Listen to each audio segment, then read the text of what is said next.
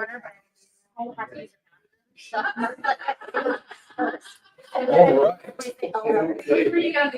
Good idea. See if the angle's right. There we go. All right. Hello, everybody. Welcome to our Pre-NECANN Spectacular Portal 2 Plants and Other Medicines here at New Dia Cannabis Co. Right in the heart of Boston.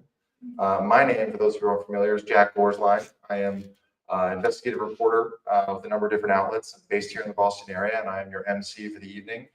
For those of you tuning in online, running a little bit late, thank you for your patience. Great show, admittedly a little bit shortened for you tonight to allow for some networking here in person, facilitate those great conversations. But without further ado, I'm going to jump right into it and let our phenomenal first panel take over. This is intersectional psychedelic advocacy, and many of these people need no introduction, but I will let them introduce themselves. So, microphone. There you go. Thank you. Hi, everybody.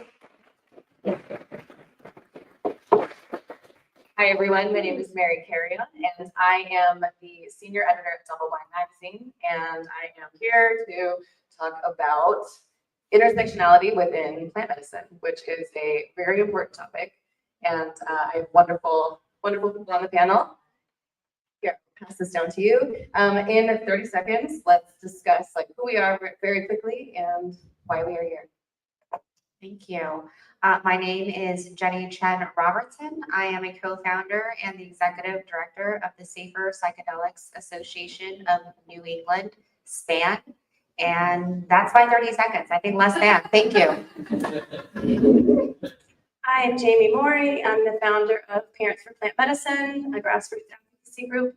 I worked as the community engagement director for the SM4 campaign, and I am the co-founder of Mass Healing, a new nonprofit dedicated to continued advocacy, research, education, and expanding access to psychedelics now. And also have recently started the Northeast Alliance for Psychedelic Access, bringing together people who are working on psychedelic reform across the Northeast and beyond. Sorry. Hello, my name is Imani Temple Brown. I am the co-founder of the Fusion Melanating Collective. Okay, sorry. Our group is basically about helping the Black and Brown community with education, harm reduction, and just reclaiming what is rightfully ours, and just healing, breaking generational traumas. Hello, hi. My name is Kate Averick, and in my day job, I am the founder of Operator Academy. I work in the cannabis industry, providing manufacturing-based training services. But in my night job, what I do a lot of is advocacy in the plant medicine realm. I work with a number of groups, including the Boston Psychedelic Research Society, maybe a little bit of a different name. I was previously a founding member of the Decrim Nature chapter that eventually led on to the Decrim of 8 different cities in Massachusetts. So I work a lot with a number of wonderful organizations that span across, consumer education to actual manufacturing and CPG. So kind of an odd realm, but work between a lot of these wonderful people you see here today. Hi, everyone.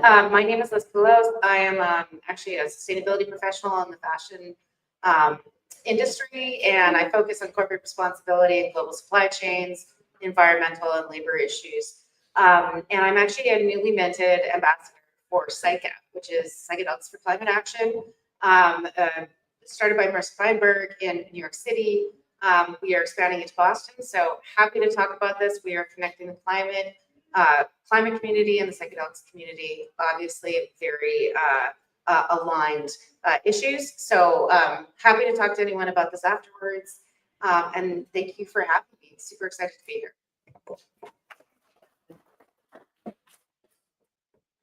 So for my first question, and this is something that I think about frequently, and I don't know what to do about it. I don't know if there is a correct answer. However, the question is, in this space, the people who tend to be involved are often single issue voters and just they care about one particular issue, and it is this specific plant medicine, whatever it is, whether that's cannabis, whether that's psychedelics, legalization, usually legalization for both actually. But how can we start shaping the conversation and talking to audiences about more than just that single issue, and in a way that is engaging and makes people want to care about broader issues in conjunction with the issue that they do care about as well? Yeah, sure. Yes. So thank you for that question. It's a great question. I don't, like you said, I don't know that I have an answer for that, or if there is an answer for that. What I do think about American politics is that this is not an isolated phenomenon, right? Single issue voting is prevalent across all issues, right? I think this might be a little more esoteric than what you're looking for, perhaps. I'm here for it. I think that technology has brought wonderful things. And, for example, we're broadcasting to, I don't know where we're broadcasting to, lots of places. And so one thing that has done, though, is that it has also created echo chambers for our own communities, for what we believe in. And I think in order to break out of this, we need more dialogue like this. I'm not going to agree with everyone here, although I love you all and you're all amazing people. And I do want to know more about climate for action, because actually I'm a subscriber and I do think it's super aligned, right? If we care about humanity, we care about the rock that we're all rotating on right now. And so I think we need to lean into the discomfort. I think that discomfort and respectfully understanding other positions and having empathy and compassion, all these things that I think we all aspire to engender and want to give others, but it also does start with giving that to ourselves. We think we are so right. We think that, that unfortunately in this legislature, this government, we think might is right, and we know that's not the case. And hopefully perhaps with more gentle action, education, openness, curiosity, that we can see that we are all, and this sounds so cliche, I'm sorry, but we are all interconnected, and what happens on the other side of the earth matters to us, and our actions do matter at the end of the day. So I don't know if that's what you're looking for. No, that's great. That's great. Thank you. Yeah, I guess I would just add, I think we just need to have a lot more, sorry. I'm so nervous. Oh, that's okay. Question too. Like single issue. Yeah, like single issues and how we can talk to our audiences and Yes. people and readers and people interested in this space. How can we talk to them in a way that is more than just this single issue concern? Yeah, I think psychedelics affect so many different issues that if we start talking about, they make us care about so many things. We talk about mental health, that's one angle, but there's the spiritual side, there's the way they make you care about not just yourself, but community, the world, again, like climate. There's just so many different angles to come from. And I think connecting, with conversations, like honest conversations about these things really helps. And that was a rambling, horrible answer. No, I'm here for it. Yeah, that was great. No, it's true though. Yeah, it's absolutely true. So. So I think, I think one thing, something that we kind of live by is like, you have to meet people where they're at, right? Sorry. Yeah, so you have to meet people where they're at. And it is definitely rooted in education, and that looks very different depending on who you're talking to, right? So, for example, you may talk about,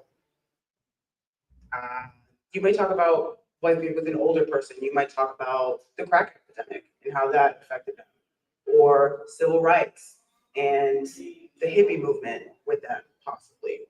With someone that's our generation, you may again talk about the crack epidemic, or just the age of information, right? Which is, as Jenny said, something that is really a benefit, because it does allow us to connect with people that we may never have been able to connect with otherwise, right? Which in turn I would hope would have people gain empathy for what's going on in other places, and I think we are seeing that. So I think again, like I said, just meeting people where they're at, and having discernment on how to approach those people, because it's not like everyone has a different, the different thing that they're going to resonate with. So just being able to know how to navigate that, and maybe it's not you, maybe you know somebody that may be able to help them understand it. You know what I'm saying? We kind of have that here with our different grassroots organizations. We're like, not my forte. But you know who, I do know someone that can help you. So I think that's really great, and I think that's happening a lot more now. And I'm really happy to see that happening here in Massachusetts. And I think that's something that that's absolutely been improved since like the whole thing with the ballot. I think it's really just created this resurgence of passion and sorry, I'm so bad at this. Yes, it's created this resurgence of passion and really just being like, okay, like how do we tackle this, right? How do we learn from before? How do we make this better? And how are we able to like really resonate with people so that it sticks? And they understand that this isn't just about like getting fucked up, right? It's much deeper than that. There's so many facets to this, and so many people can benefit from it. Even if you're not participating, right? You can still benefit from it indirectly in so many different ways. So that's my answer. I loved what everyone was saying about education, and I think that there's a bit of a change in culture, like we talked about with the age of technology, and part of that is really people's attention spans being pulled in so many directions. So to be honest, I don't know if the issue is that people lack empathy for other issues, rather they lack time or directed ways to be able to act on that. And I think that we can look at the single issue voter as a way for people to get into organizations. And from there, I think the organizations need to do the work of ensuring that we have affinity groups, we have very specific directed channels where people are able to make change, but do it under the umbrella of a larger support network. And I think what we see a lot of, and especially coming from cannabis, like we've seen a lot of movements really just crumble after legalization. And it's so for a lot of people having really clear directed goals on what they're trying to do. Also, it's just very strong messaging on how to attract the right people to be able to continue to support your organizations and your mission and your movement and your values. And I think the best thing that we can do, and I think again a number of groups here really well represents this concept of highly specified niche interests within the industry that then collectively all work together. So it doesn't have to be one or the other, but I think that it all just comes down to the concept of if people are interested, you need to make it accessible. So, that looks different for people during different times in their life, as well as even throughout the school year or year. So being able to say like, hey, we have a way for you to click a button and send an email to your representatives. We, preface everything for you. It's all done. We also have in-person opportunities to volunteer. If you want to lead a mission, a meetup, whatever, here are the support resources. But I think, again, actually, kind of reading people and what they're able to bring and not meet that with judgment, but really meet that with, okay, that's fantastic. We'll take that and we will also build off of that skill set and try to really complete the conversation. I love that. And I love everything that all of you said. I think as a sustainability professional, I spent a lot of time trying to explain science to designers and business people, right? And at the end of the day, they're all like, so recycling, right? But I stand by the recycling bin and everyone's like, oh, I don't know what to do. Like, this is not the problem that we face in the world. But so much of it is around the words we use, right? And so there's this issue around access to information, and we're in a fragmented social environment where kids are getting their news from Instagram, TikTok now, right? And you're a journalist, right? So you know the challenges that we face in terms of getting language out. And I think, climate change has had the worst PR you could possibly have, right? Like global warming. Everyone's like, but it's warm. Like, or it's cold, it's snowing. So what's the problem, right? And we didn't talk about it in the right way so that everyone felt like it affected them. And so this idea about like meeting people where they are and explaining to them how things affect them, whether it be the crack epidemic or the opioid epidemic, is a massive issue, right? Where, I talk to people whose kids have died from opioids, and it's because they weren't allowed to smoke pot. And so they went to pills instead, and it's a lack of understanding. And you have these mental anchors, right? So recycling, sustainability, climate change. And we need to change those mental anchors because psychedelics, and I think psychedelics have this ability that maybe marijuana doesn't, cannabis doesn't, because it's been so long that it hasn't been really in the public realm of discourse, is that a lot of the people who were doing psychedelics back in the 60s are now in charge of institutions, right? And maybe they did it once and realized it's not, everyone's going to go crazy and drop out now.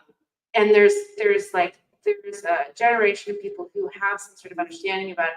If we can figure out the words to use that resonate across different cultures and different ideologies, I think, PR is the best thing that we can possibly do. And think about what kind of language do we want to use going forward? Because we're creating a new world here.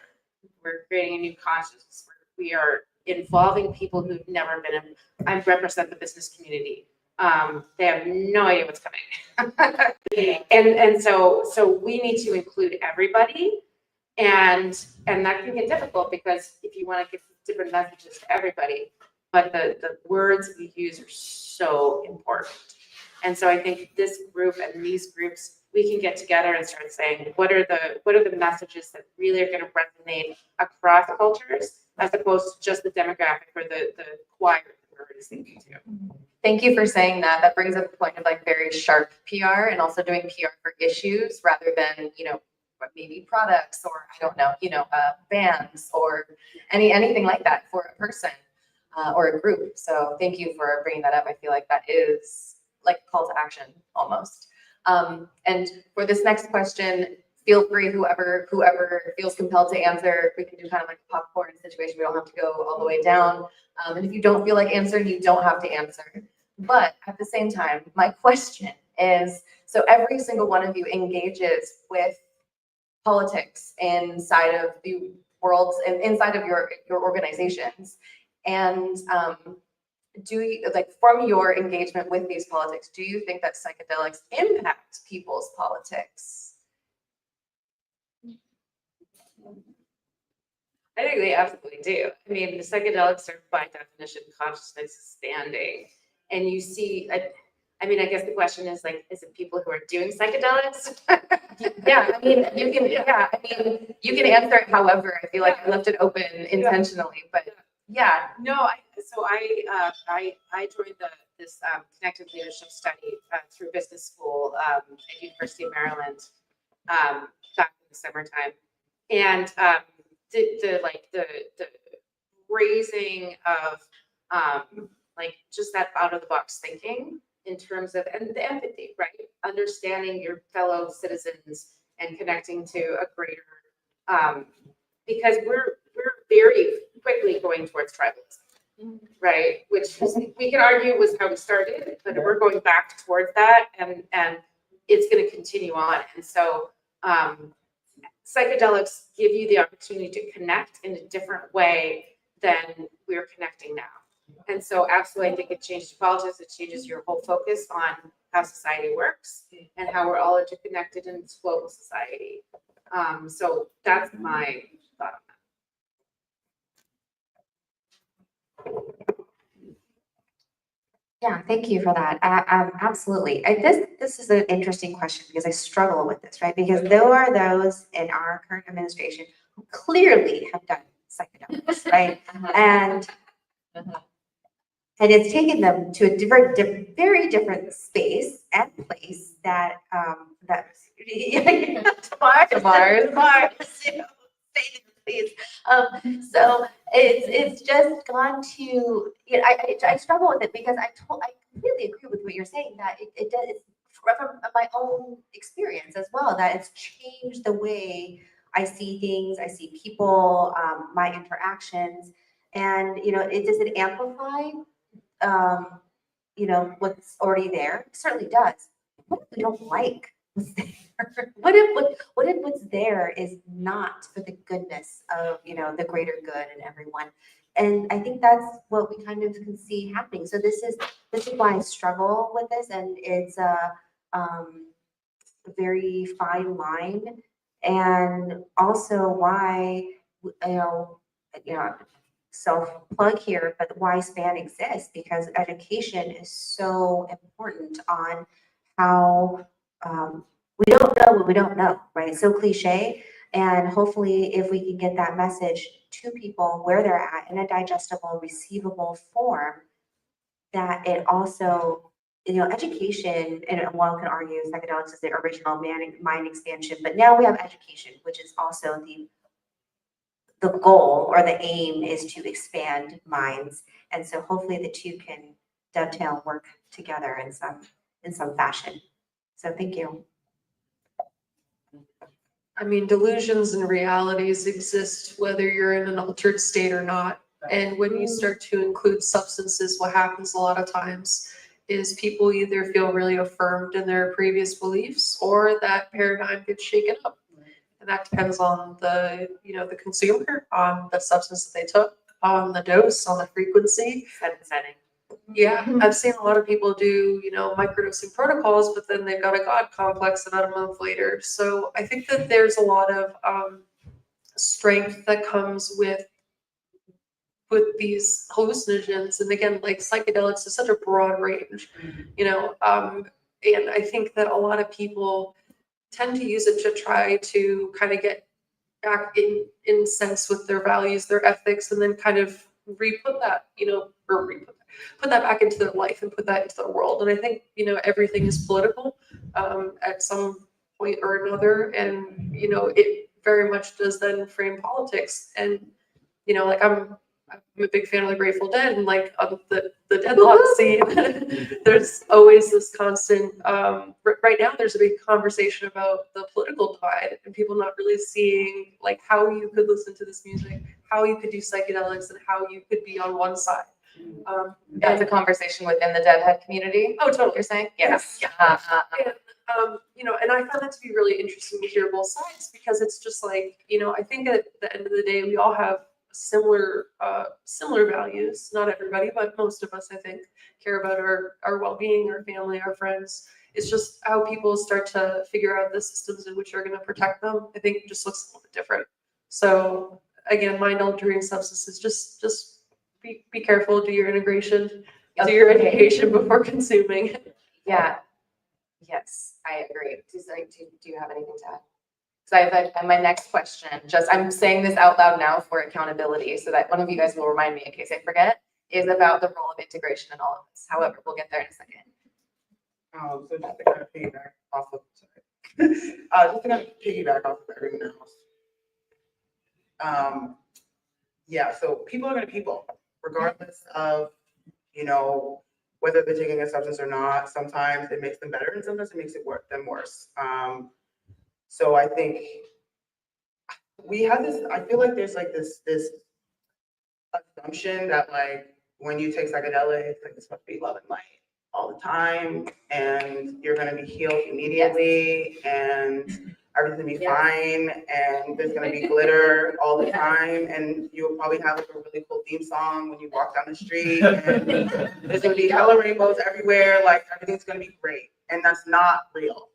That's not the case. And I think that that kind of bleeds into like when we look into like politics and stuff like that, because just like you said, there are people who listen to the Grateful Dead, but they also support Trump. And like two things can exist at once, right? And like people are up in arms about that. Right, okay. So I think that, again, going back, education is like key, because part of education is like learning what integration actually means. And that is very different for different people, but it is paramount for every single person, right? Because as we see, there are people who take substances, Charles Manson, hello, and that didn't end well, right? He did not choose the good side.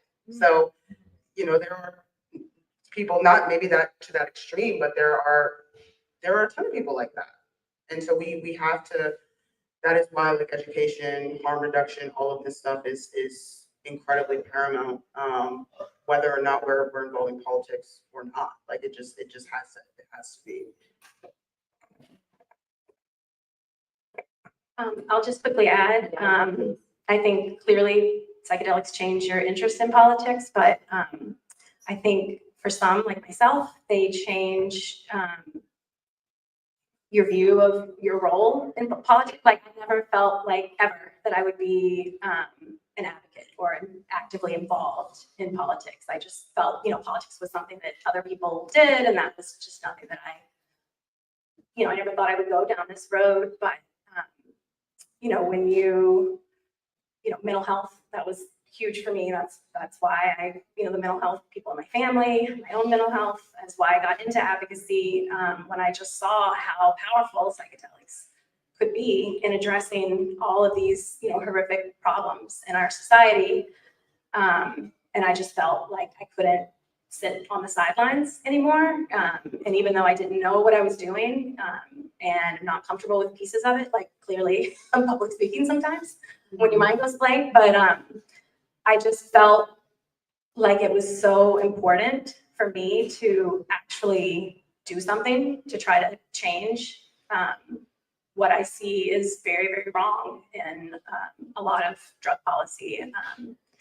So I'm hoping that people will, when you feel the power of psychedelics and you know how much they could change the world, like all of us did up here, even though it didn't feel like natural, or convenient for some of us, like we just took it that extra step and got involved. And I just want people to know that they can do that too.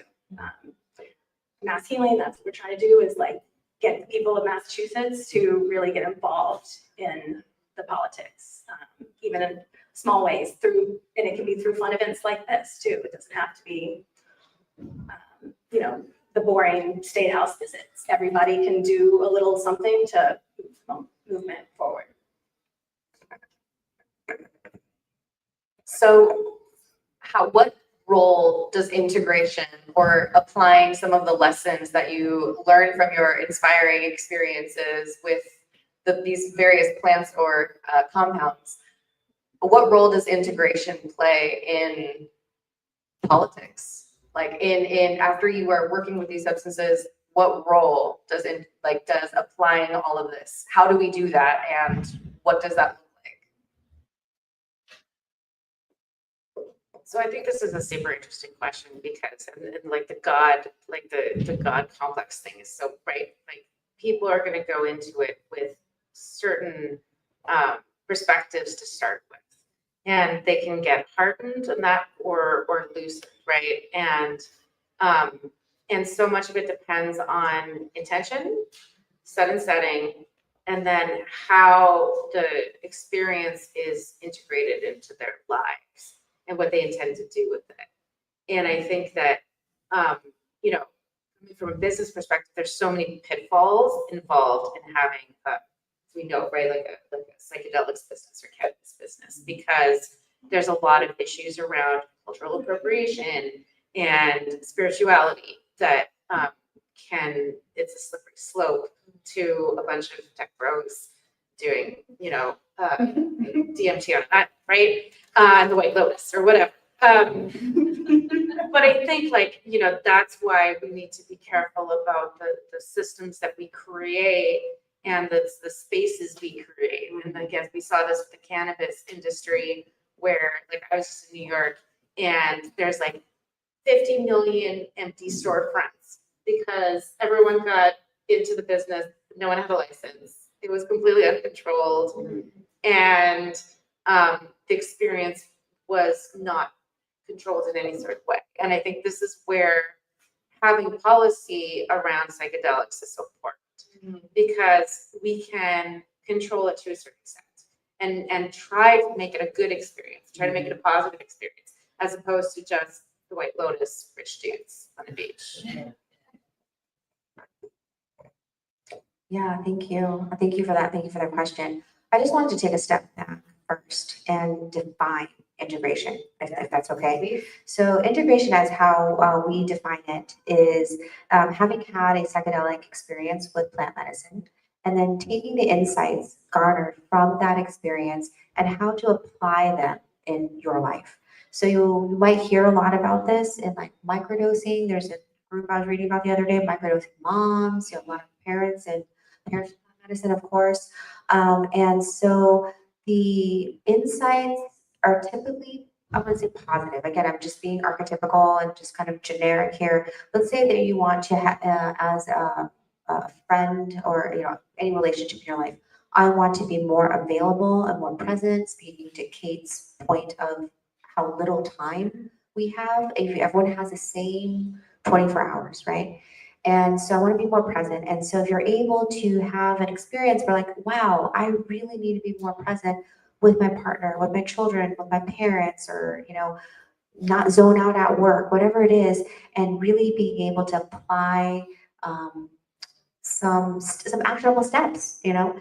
And so when I think about integration, it's really about not forcing anything, but really the small steps. And maybe this sounds a little boring, but it's really the incremental steps, you know. And nothing happens with big leaps, you know. Coming from a Asian heritage, you know, learning about my parents or my grandparents escaping communism, a great leap forward, like that stuff didn't work. Like, this is what we have today. You know, it's the incremental small steps that build towards something lasting. And I completely agree with your point, Liz, about having the policy. Although for my reframe, I wouldn't say control. I don't like controlling anything, right? But having some guardrails, having some bumpers. I like bumpers because, you know, when you go bowling, you have the bumpers and the lanes. So just having some bumpers and some safety, you know, you want to wear a life vest, you want to be safe. And so having some agreements that we can all, you know, have agreements and boundaries, right? So I'm talking about boundaries a lot lately. Boundaries are good. They're rules, they're agreements where we can meet each other, have respect towards one another, and these are the rules by which we're playing. If we decided to play football and, you know, they decide this kind of thing is okay, you know, that's not a good example because I don't know football.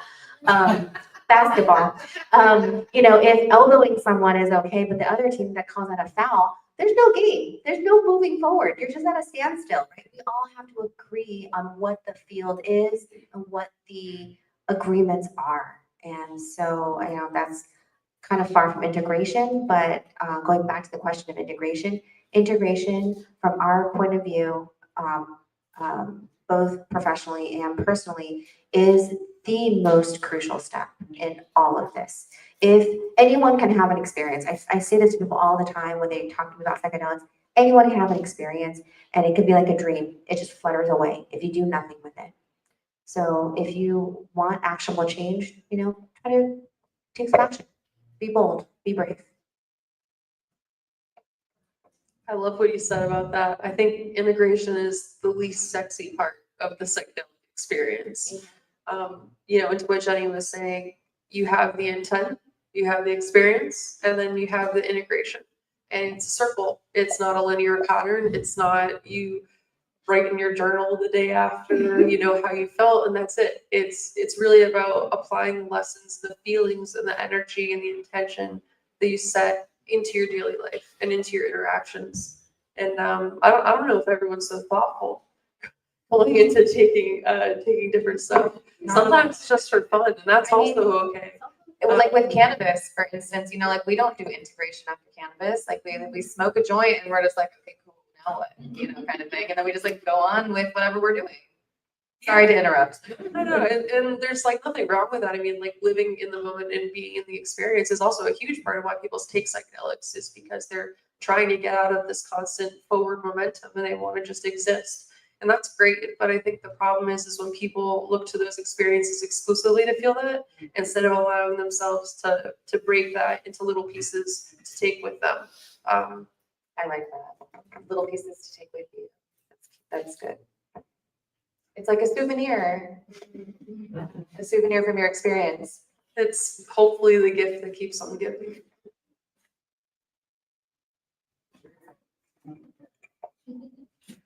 So to piggyback off of what you said, yes, integration, I would say yes,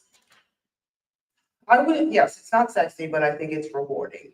If it is done correctly, if the support is there, that is something that for EMC, that's kind of the crux of our whole group is integration. And that is not just writing in a journal, right? This could be going to the aquarium and just like having a good time as an adult, being with a dog, playing with a dog, learning how to swim, going to a place that you've never been to, being courageous and doing something out of your comfort zone,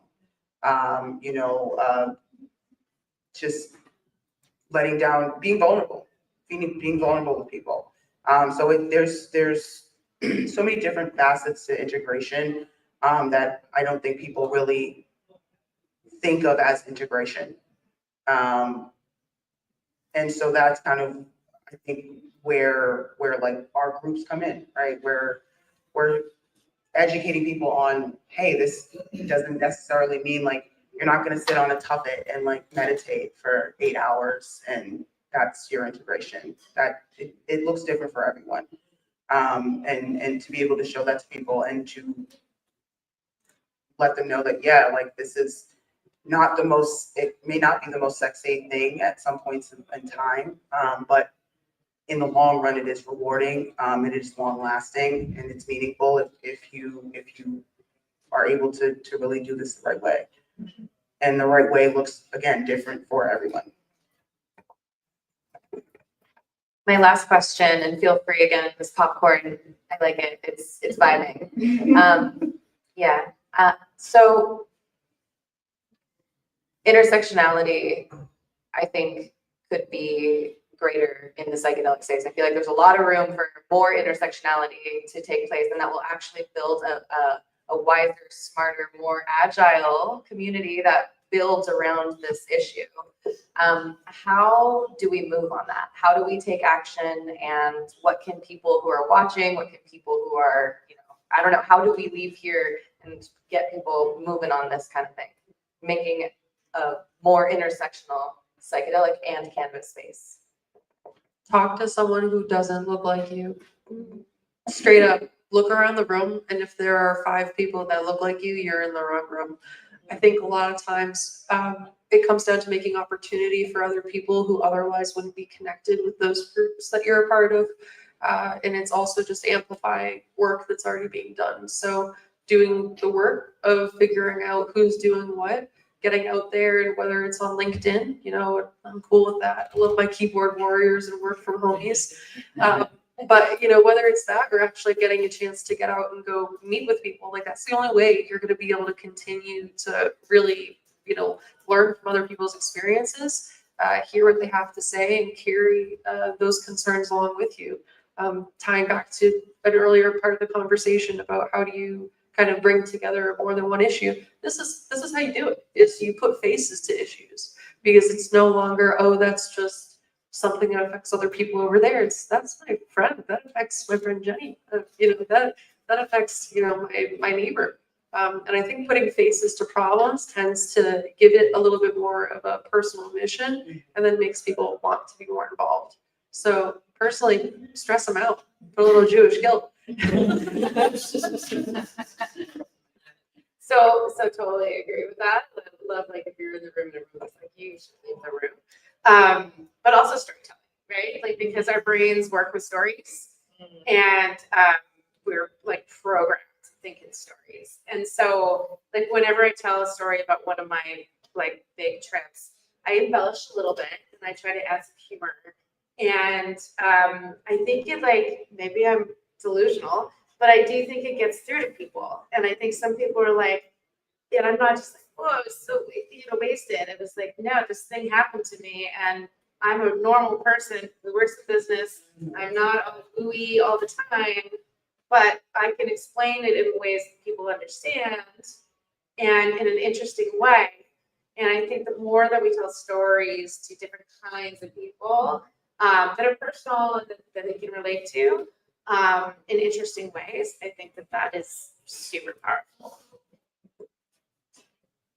I love that storytelling. It absolutely is. I mean, it's primal to us. Absolutely. Yeah. Yeah, it is. So I definitely agree with that. It's great that you brought it up, because that was why, that is really the first reason why Julian and I created our group. Because we really, storytelling is very powerful, right? It's been something that's been utilized forever in every single culture. And I think, yeah, it does, again, it humanizes things. When you can see someone that looks like you telling you a story, and they're like, oh, they're a normal person, or someone that doesn't look like you. But I think just going out and sharing your personal stories with people who are willing to listen is great. Because I've had people who are like, you're crazy. This is white people shit. And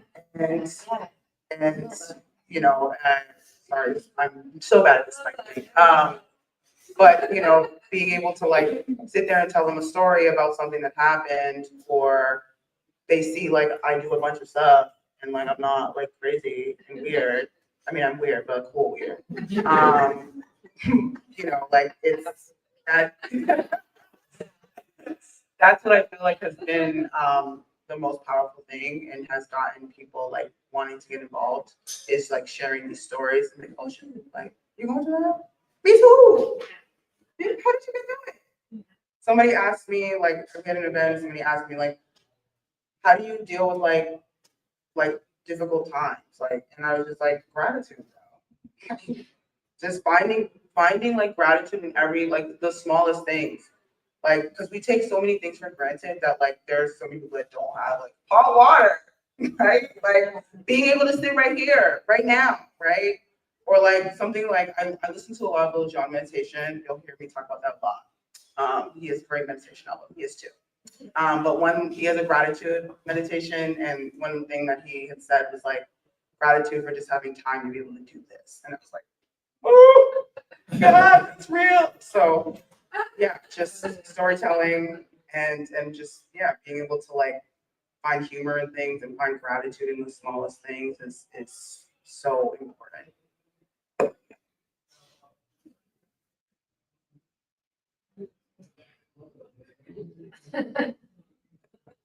I just wanted to tell everybody, Imani and I are cousins, in case you didn't know.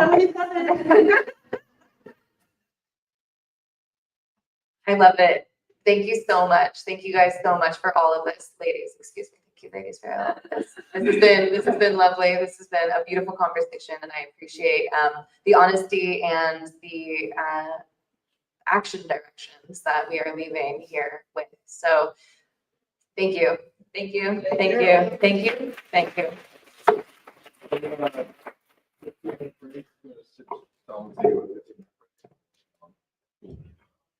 15-minute break. 15-minute break. We're gonna take about a 15-minute break.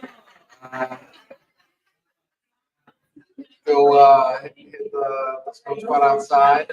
For those online, we'll be back by 6:15.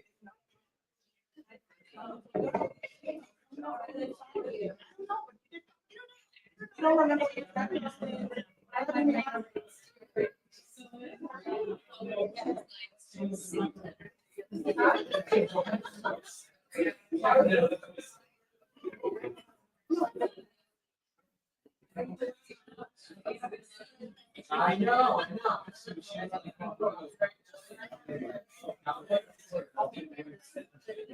She was like, she thought, well, he's wearing, I'm wearing, happens all the time.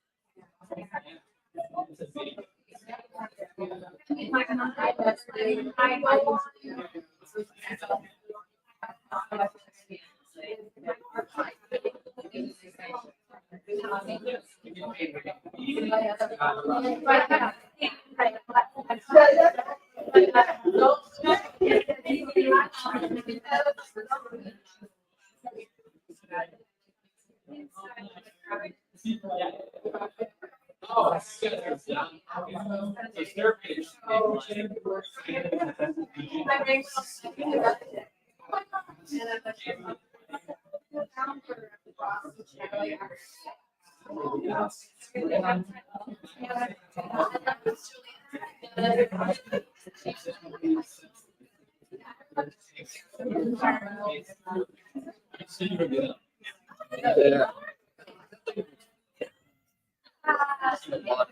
Yeah.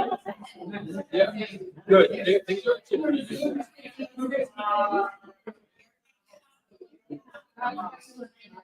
Yeah.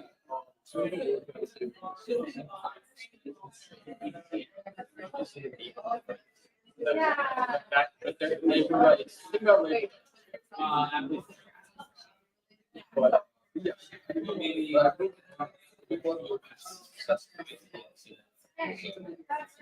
it's good. It does. Yeah.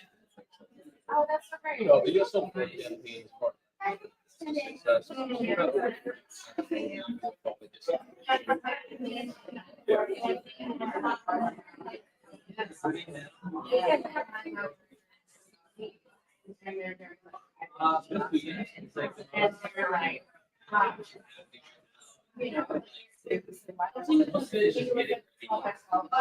Yeah. Yeah, that's. We're talking about the. Yeah. I think it would be much more people who are like.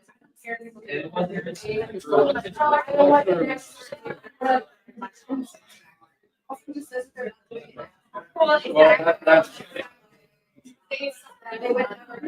Well,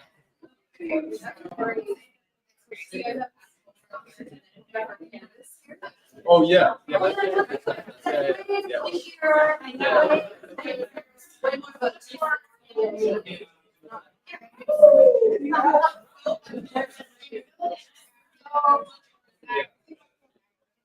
What's the one like proximity dispensaries or something like that? Yeah. No, just like personal. That's there's like I want to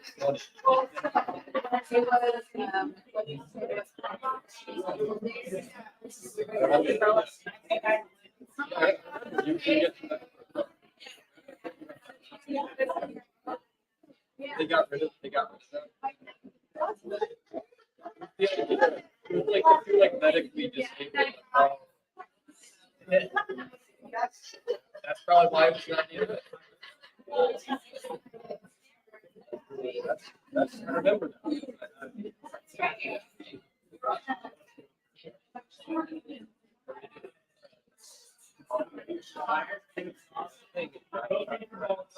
And there was one thing against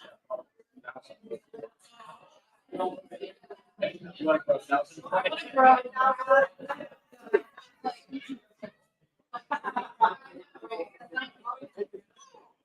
like a slow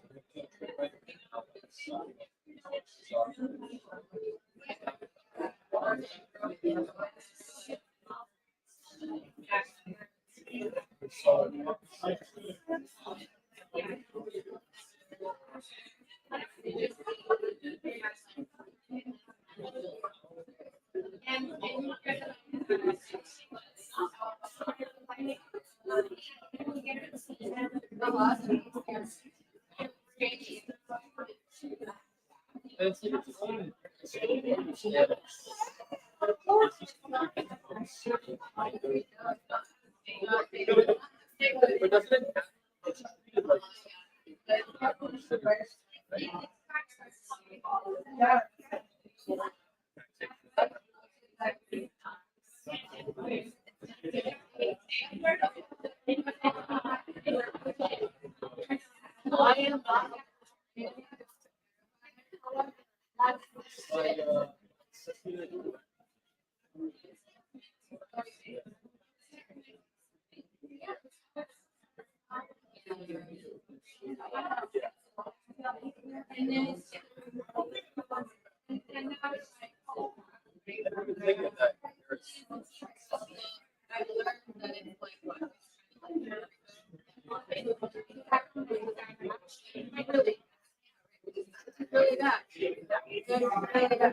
It's treated like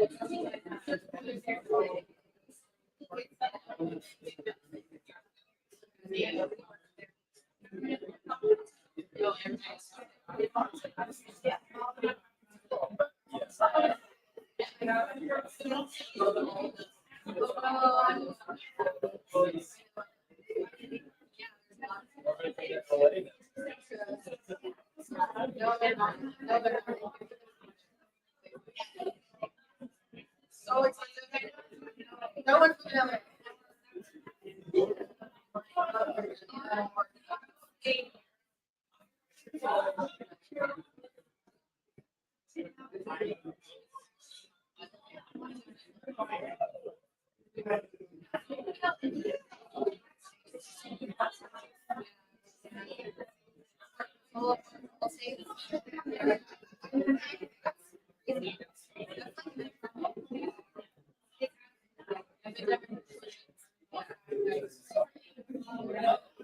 Yeah, and I live in.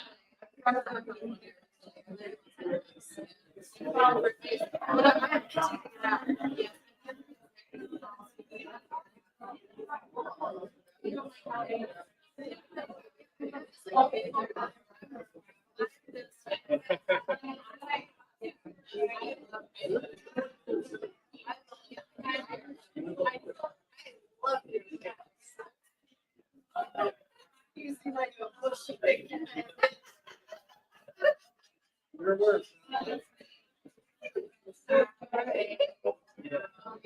The lights. I like understand the undertone. I know. No, there's some good.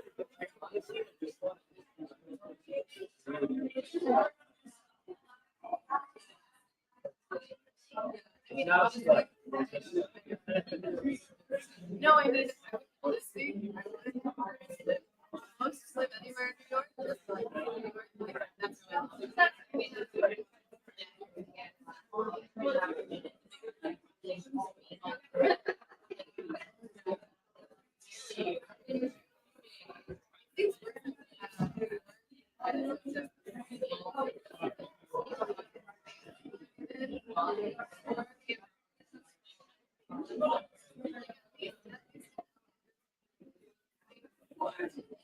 It's also like hard.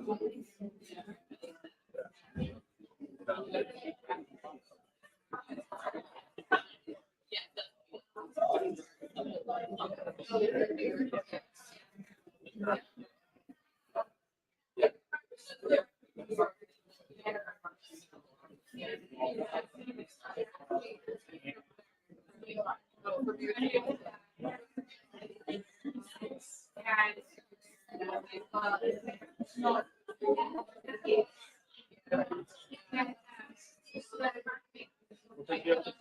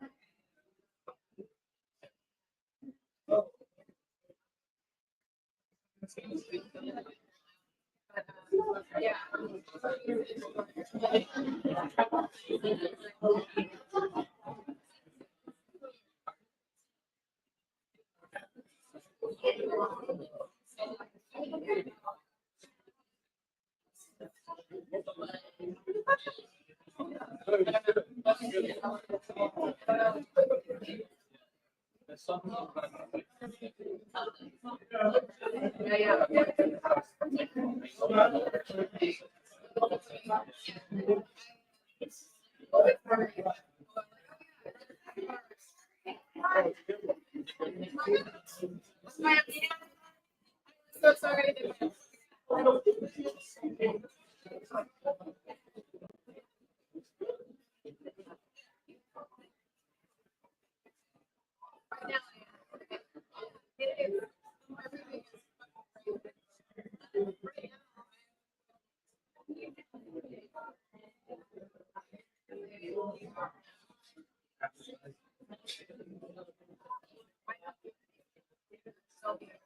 I literally.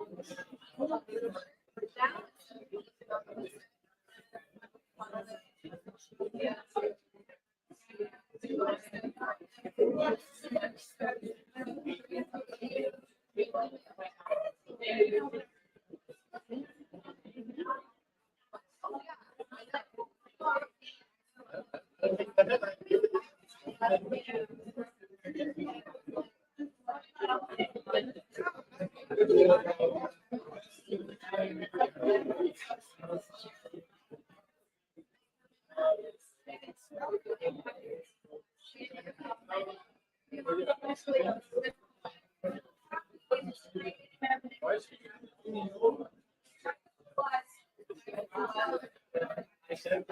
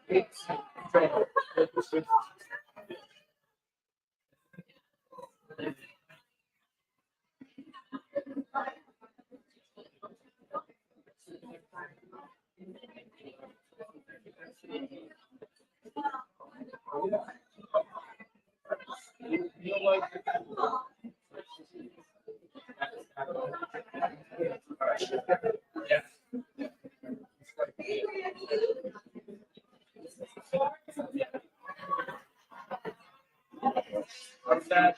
How's that Liberty?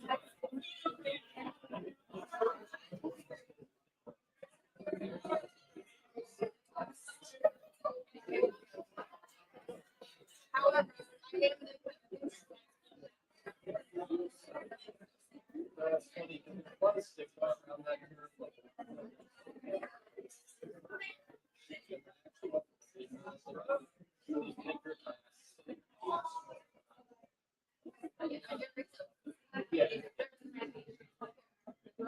yeah.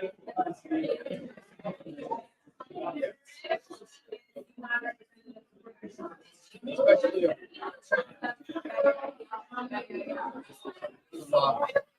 it's not like one like I swear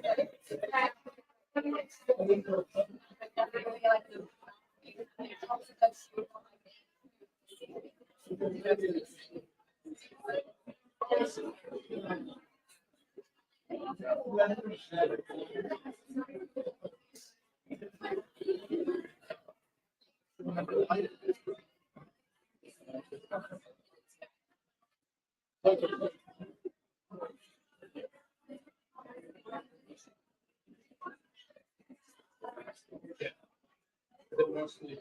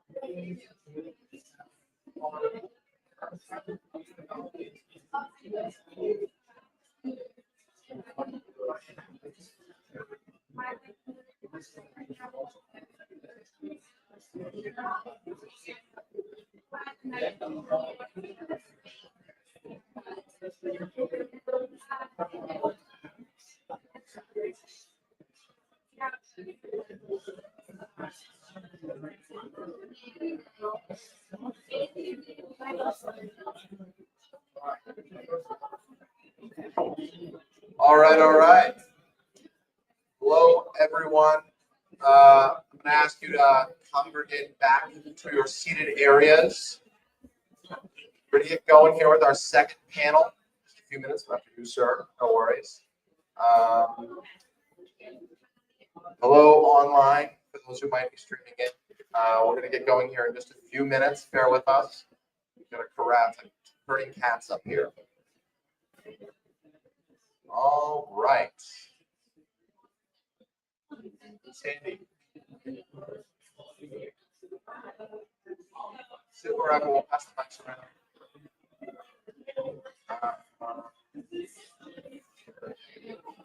I gotta get there.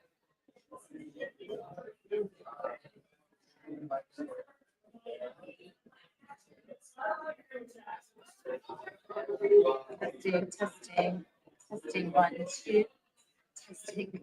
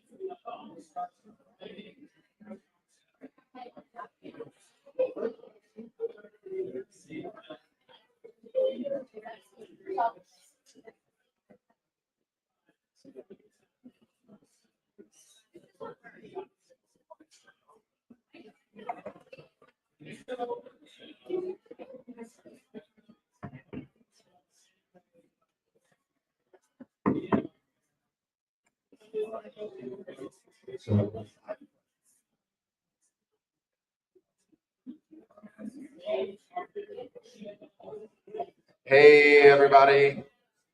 If you are seated in the back, do me a huge favor.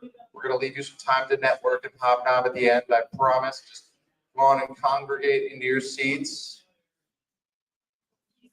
Quiet down. We'll get going with our second panel here. All right. For those of you tuning in online who might be may or may not floating in or out, welcome back. I'm going to hand it over to our fantastic host, Susie Placencia, who is going to get you guys all filled in on the state of plant medicine and capitalism in the new age. It's a great panelist for you as well. Here we go. Hey everyone, I'm Susie Placencia, visiting in from Los Angeles. I'm a cannabis entrepreneur. I own a bomb company called Mota Glass. I think that, having products on the shelf is definitely something that, it's a bread and butter for our business, right? I think constantly wanting to make sure that we're doing what we need to be doing as a product to get on the shelf and stay on the shelf. And so today's conversation, as the cannabis industry continues to grow, we are witnessing an expanding interest in cannabis adjacent plant and fungi-based products, anything from functional mushrooms, adaptogens, emergent psychedelic therapeutics. Consumers are really becoming more educated. They're becoming more curious. They're trying to explore more when it comes to their consumption. And they're also looking for alternative plant-based wellness solutions. Many of the cannabis retailers are considering whether and how to integrate these products and how to best sell them, right? How do we create a user experience, a customer experience that allows us to sell the product, but also make sure that we're growing the industry responsibly, right? So today we have a distinguished panel here. We're going to be just really exploring these opportunities and challenges when it comes to incorporating these adjacent categories into the cannabis retail landscape. We're going to dive into demand, regulatory complexities, consumer education. Ultimately, what's the potential here between the synergy between cannabis and psychedelics, right? I think so. Part of my experience in California cannabis is I work in sales. So a lot of what I do specifically is getting the brand on the shelves, making it stay on the shelves, but also figuring out the nuances of competition. How do we explore, the nuances, but also still be able to perform the way we need to? Because sales, you got to perform, right? You got to bridge those numbers. So I think before we get started on the questions, would love to hear more about you guys. If you could please share about yourself and what you do. Thank you. Hi, everyone. My name is Phoebe. I'm the co-founder of Fungi. We make mood-enhancing, non-altering formulas using an empathogenic plant from South Africa, Kanna, alongside functional mushrooms and plants. Our chocolates and gummies and fruit juice are made to elevate your mood. We call them social lubricants. So they mimic the effects of a microdose or of cannabis or of alcohol, but you remain totally sober. So there's no come down, no hangover whatsoever. And we really believe that we are the bridge between the psychedelic bubble and the masses, making these incredible plants and mushrooms and substances more approachable to everyday people who might be a little nervous about what's going on in the space. So I'm Sandy. I am the founder of Irie Bliss Wellness, which is a hemp wellness lifestyle brand. So my mission is really focused on education, preparation, and integration of all plant medicine. So you have these experiences and you feel very blissed out, right? But then how do you keep that going in everyday life? So I am also a wellness coach. I attended the International Association for Wellness Professionals in 2017. And it's funny because cannabis got me into wellness. Like I didn't mean to actually get into healthcare, but when you start working with this plant, people want to show you where their corners all sharp with it, and they want to tell you all this stuff. And I'm always like, oh, put your pants up, please. So because of this whole medical aspect, which I always try to bring it back to the patients, because if it was not for the patients, this plant would not be freed. And I like to remind people of that. Like we have to pay homage to that. So I have an education and resource center, and I also run a nonprofit called Pre-NECANN Providers. So I have 2 nurse practitioners, thank God, because again, I did not go to medical school. So I've been able to be part of this nonprofit now for 6 years, and we do everything from microdosing education, ketamine prescribing now in education, medical cannabis cards, and medication management. So a lot of people would come to me and they're like, I want to get off my SSRIs. I want a microdose. And it's like, okay, so how are we going to get you off your pharmaceuticals? So everything I do is very intentional. I have a do no harm approach. I take it very seriously because even my CBD products I know can interact with pharmaceuticals. So because of that, I have a spiritual nonprofit, a medical nonprofit, and then I have my for-profit brand and educational resource center. And iriebliss.com, you can find my products. And I have a MNOR license called Bliss Blends, is my manufacturing business to make the products that I sell. So, love them. Yeah. Awesome. Look at that. When I meant distinguished panel here, I meant it. Shout out to women in our industry, right? Women's Month. Thank you guys for both the work that you do. Yes. Let's give it for the amazing women entrepreneurs here. Yes. So today's topic, like you mentioned, it's about integration and making sure that these brands, get on the shelf and the challenges that you face to that end. So this first question is really about market convergence and consumer demand. Many consumers in cannabis are interested in natural wellness and plant-based medicines. What trends are you seeing in consumer demand for cannabis adjacent products like functional mushrooms, kratom, and other botanical compounds? Are cannabis retailers positioned to meet this demand?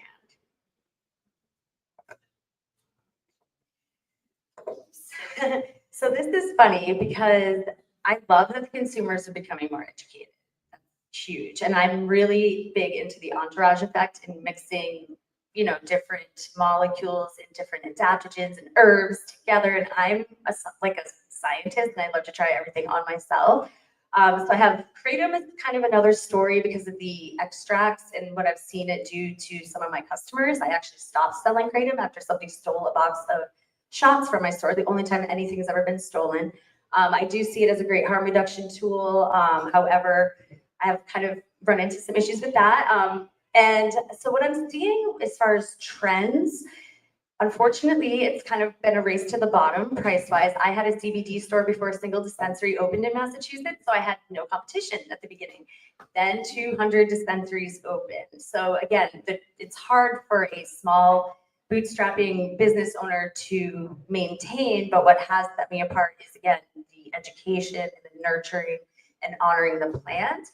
And yeah, some of the other trends I think I'm seeing is like, people are really waking up to the fact that cannabis and mushrooms together, like can really replace a lot of those pharmaceuticals that are doing a lot of damage to your organs. And that's been a beautiful thing for me to see. Like I have helped people come off of like 12 medications. They've lost 100 pounds, because of like THCV and like discovering their endocannabinoid system and balancing out their system and being more in homeostasis. And so it's been a beautiful thing to watch people just try to choose plants over pills. And I gently meet people where they're at and I don't judge. And, so that's like another thing that people feel seen and heard. And that's a big part of my brand. I'm a mom. And that's a really big part of my mission is to also say kids need cannabis too. And that's really controversial, but your kids on Adderall, your kids on like speed, bro, like, you know what I mean? So it's like, I really try to be like, very supportive, but without shaming people for the decisions they've made because like they're here because they want something new, which is really cool. So I like that as a trend now, people trying to look for natural options. I love that.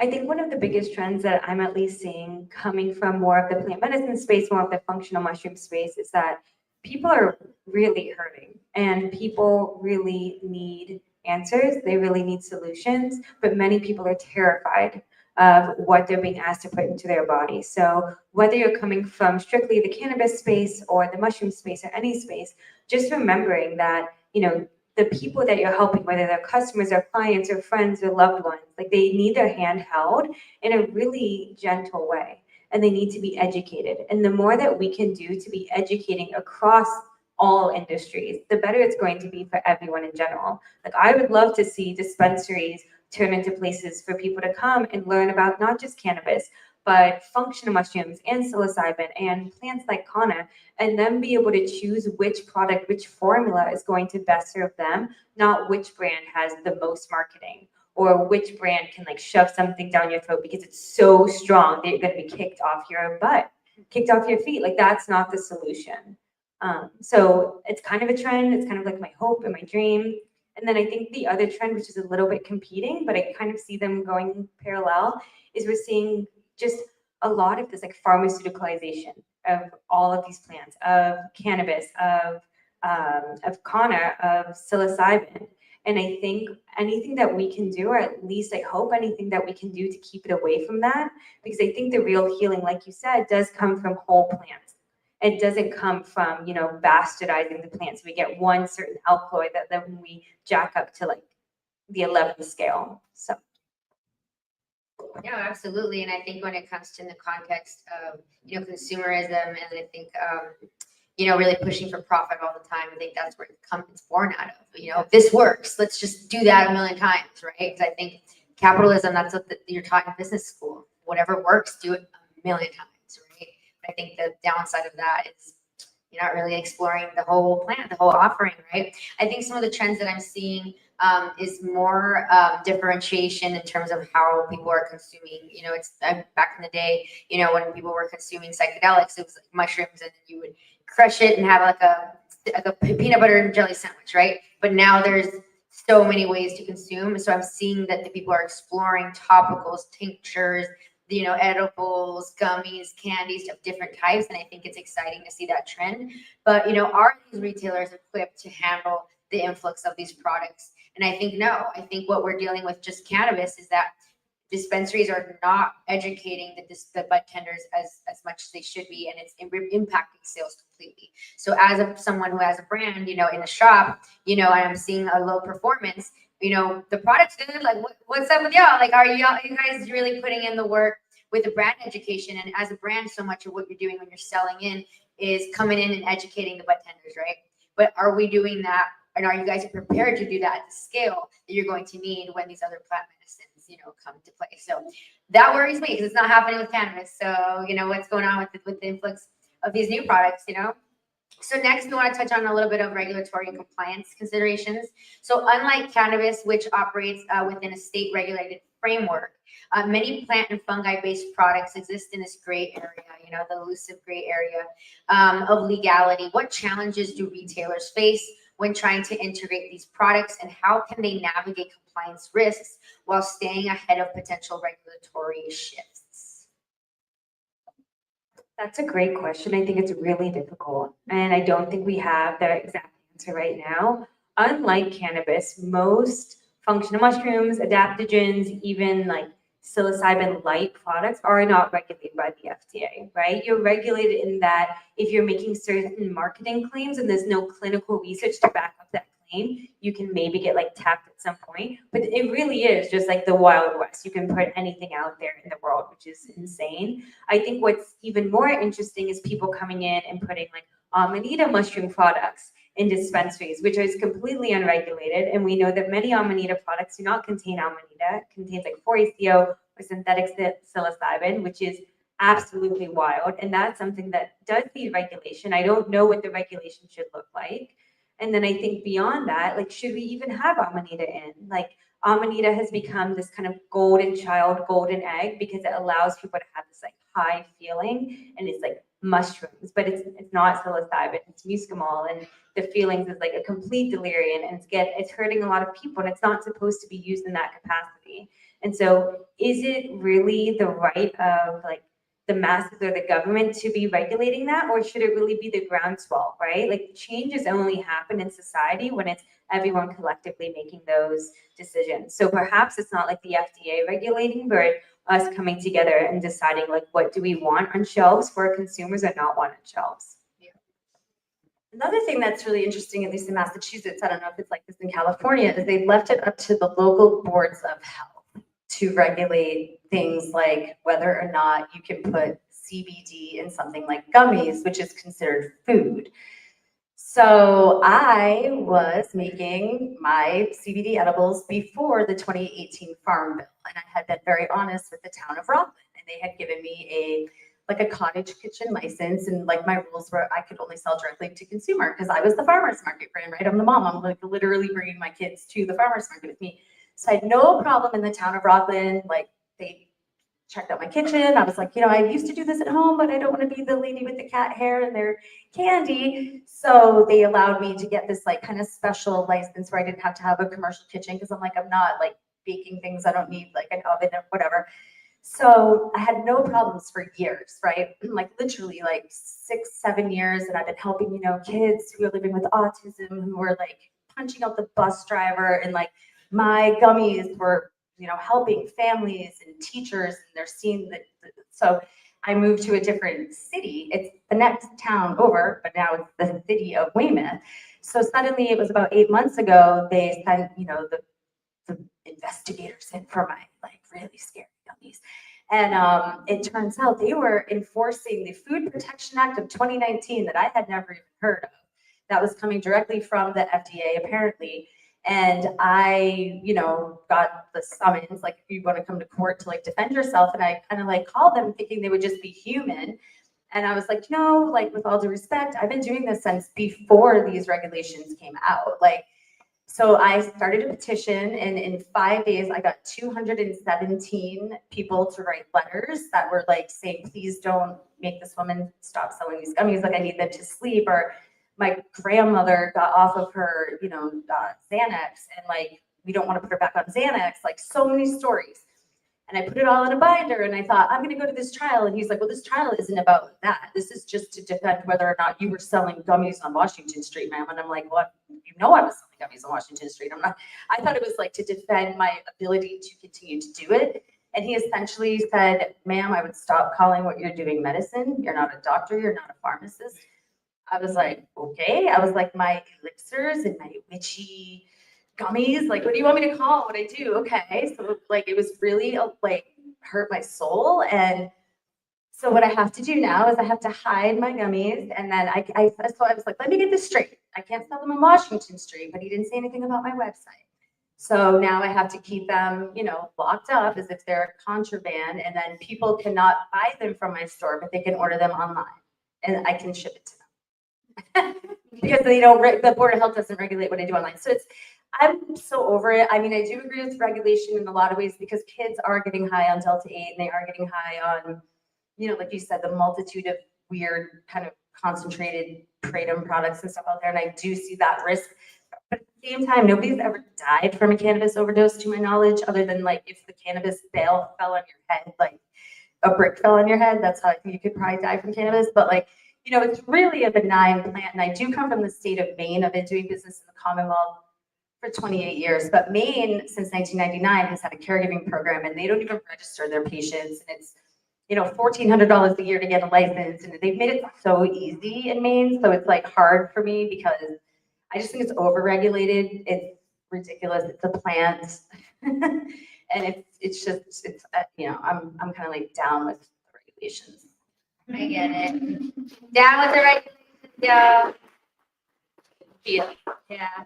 Yeah, I think regulations, I get why we have to have them, but at the same time, they slow down so much, there's a lot of red tape. Yeah. I think ultimately, one of the biggest challenges is how fast things happen sometimes. You invest into one thing and then all of a sudden things change and you're like, well, what do I do now? Any small businesses can be affected.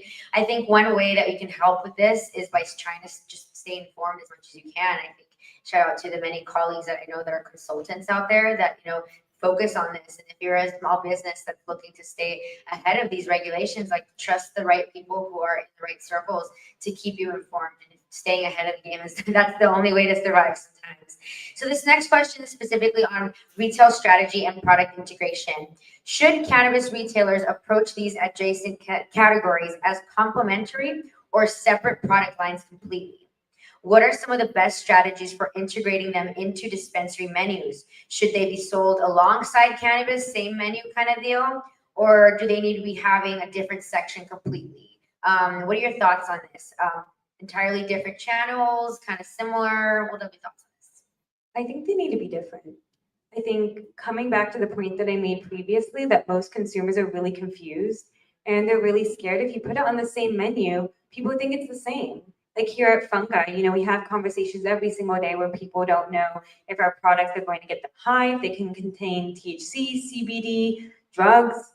They don't know. And when you don't make it so explicitly clear, they're going to be confused. And it is the job as the retailer and the people behind the desk to make it as clear as possible so people can make the most informed decision possible for their body, returning sovereignty to the consumer. It's absolutely our responsibility to do that.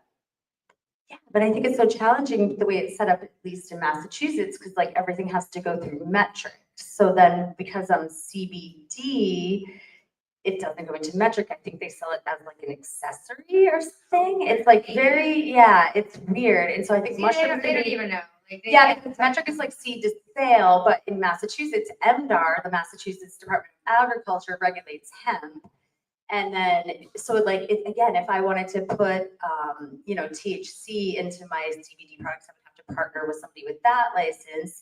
So, I mean, it does need to be handled differently, definitely. But the way all the systems are set up, it's just basically like you come in and you search a brand, or you come in and search for like just CBD, but it's all in the same like system. You know what I mean? So I don't know.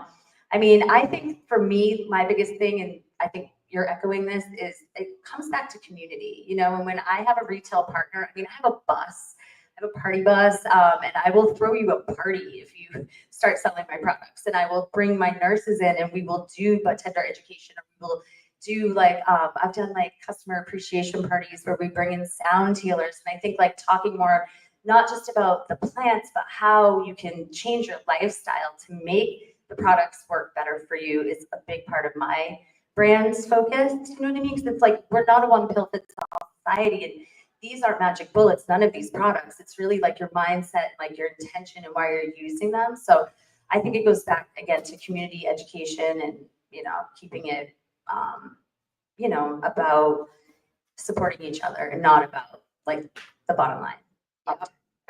Absolutely. I think also if we do have the education piece coming in, well, one, I think the system needs to change. Like you're talking about the system in Mass.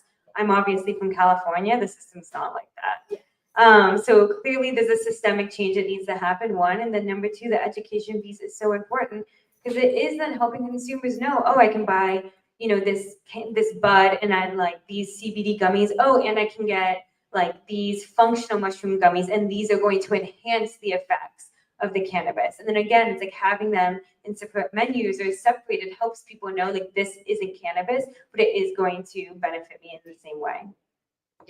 No, I agree. I think as I reflect in my experience of just years of working with dispensaries, I know that sometimes customers aren't fully educated on what they're buying. They will buy mushrooms and think it's weed. And that will happen.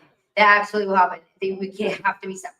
They have to be separate, and the bud tenders and your retail staff, they have to be so educated on being able to make sure that doesn't happen at all costs, because that kind of behavior will get your spot taken down, right? So yeah.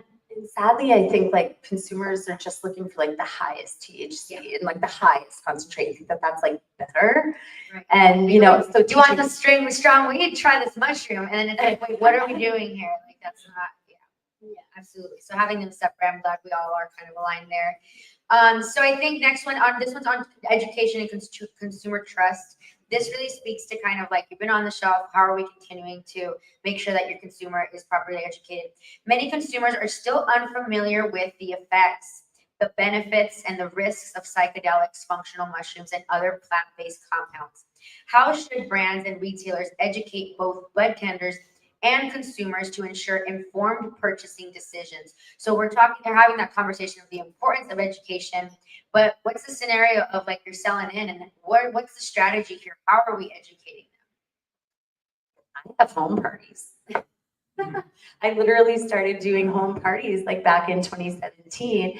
I still have a 5-star rating on Google, guys, and I've been in business since 2018. It's really hard, and I'm really proud of that because I have like put the customers first, and I have put the time in, and it pays off. And I have brand ambassadors now. So I started a brand ambassador program, and so I need to be a little bit better. Again, I'm only one human, and I do want to really hone in on having those mothers and like the people that make the healthcare decisions for their families, like be my spokesperson. So I don't necessarily have to be that person. So I'm really working on my ambassador program this year because I have so many people with these amazing testimonials. I'm like, girl, you can make money telling people about me. You know what I mean? And so again, I think keeping my ambassadors like really informed when I have a new product, and here's the lab, and teaching them how to read a lab, and teaching them about terpenes and about ratios. And it's like, again, it's not just about the highest THC, right? It's like, okay, myrcene does this, and like, lime. So it's like, there's so much more to this plant. I'm so passionate about this plant, you guys. I wrote my first 5-page paper in 1991 when I was 13 years old about how hemp could save the world for food, fiber, fuel, fabric, building fabrication. Like this plant to me is so much more than just like the products on the shelf. It's a lifestyle. We could not be dependent on foreign oil. We could not be fracking. We could be growing a plant. We could be running our cars off of it. Like I'm really passionate about this plant. And I think that does come through with my brand and not just with my products, though my products are freaking awesome. But again, I am so much more passionate about destigmatizing using the plant. Like even when you're pregnant, like I am that person that's like, baby, you're sitting there nursing and you're worried about smoking a joint when you're going to jump off a cliff because your anxiety is so bad. Like, baby, you have cannabinoids in your breast milk that you produce endogenously. Like your baby needs cannabinoids too. Like, don't be scared of this plant. So I am very outspoken about the choices that I made. And I'm not saying that these are the choices for everybody, but I think by standing up and owning my shit, it's going to help other people make informed decisions and stand up to their doctor, stand up to their husband that maybe is judging them. Because I just think we shouldn't be judging people who use plants when we have a society of more than half the population is taking pharmaceuticals. So, Yep.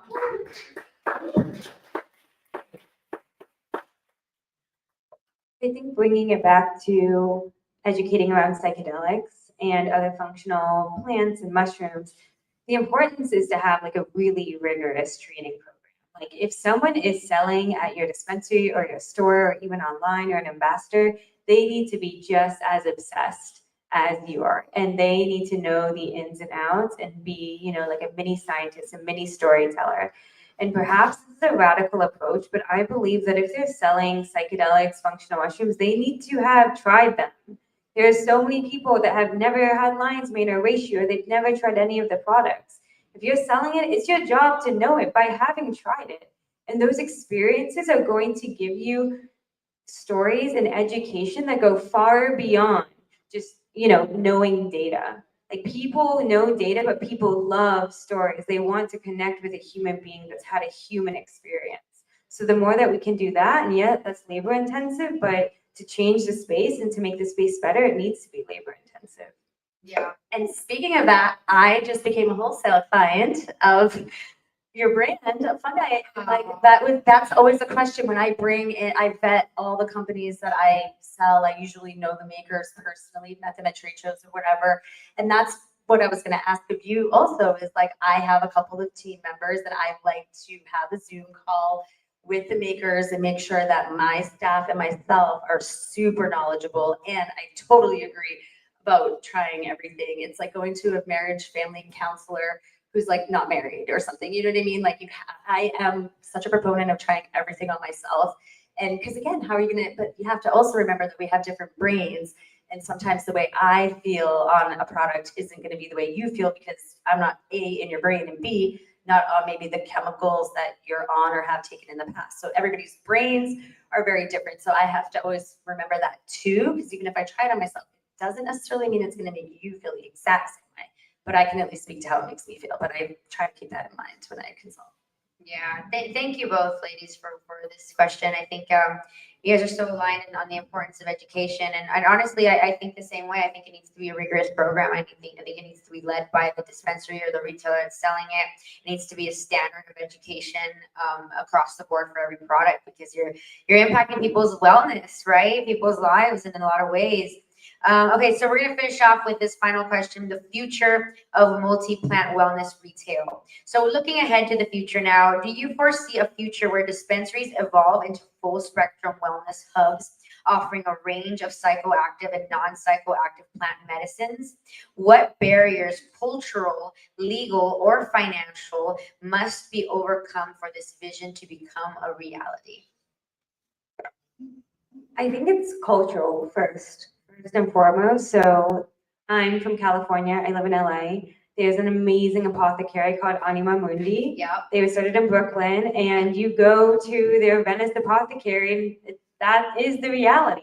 You can smoke pre-rolls that have no THC, which is amazing plants. You can get hemp, you can get weed, you can get every plant and mushroom to guide the feeling state that you want, and just hang out and have, this amazing blue lotus latte. And like, it's so approachable and it's so beautiful and it helps people feel safe in their own exploration of self. And kind of what I've said before and keep coming back to is like, give the sovereignty to the people. And if you focus on it being cultural, everything else would change along with it. Because nothing in this world has changed really from the top down. It's always as a groundswell. So. But yeah, these ladies are dropping bombs on us right now. They're dropping it today. But we're in the Commonwealth of Massachusetts, not in California. So, as everybody knows, we can't even get a lounge open here. So you had to do what I did, which was I started a church, and now everything is my holy sacrament. And I do have everything under one roof because I said in my bylaws that it is my sincerely held religious belief to make medicine with my community, for my community, from anything that comes from Mother Earth that I can grow, forage, farm, or fart. You know what I'm saying. So basically, I had to start a church in order to have multiple, that's not happening in a dispensary here. It's just not right now. And again, as you can tell, I'm disenfranchised by the state that I live in, which is not my home state. I'm from Maine. I like to reiterate that a lot. Anyway, so again, I'm hopeful that I have land in Maine and I'm gonna be building out a center there where we can do all these lovely things. But you can't even put CBD in a latte in Massachusetts, you guys. You cannot put it in food. The regulations are over the top. So I would love to see that, but here, I don't know. Right? I mean, those three words, right? Cultural, legal, financial, the biggest barriers to. You gotta start a church and then be accused of starting Right. a cult. Yeah. Literally. But also, I feel like it's almost like a chicken or the egg situation where it's like, how can we really make, traction in the legal area if we're still not making that traction in the cultural area and having people, really understand it there. And then financial, how are you going to fund it if the legalities aren't there to support it and people are still culturally not behind it. So I think, in that order specifically, I think finding those ways to kind of create the vision and ultimately, I think with time, hopefully we'll get there. And I think part of that journey is amazing women like yourself. So thank you so much for joining us. Thank you guys for joining us. But also, before we end, I know we have a complicated relationship with consumerism, with capitalism, but you guys are women founders. You guys have products that we need to support and we need to purchase. So can you tell us how we can support your businesses? Any promos you got? How can we buy your products today?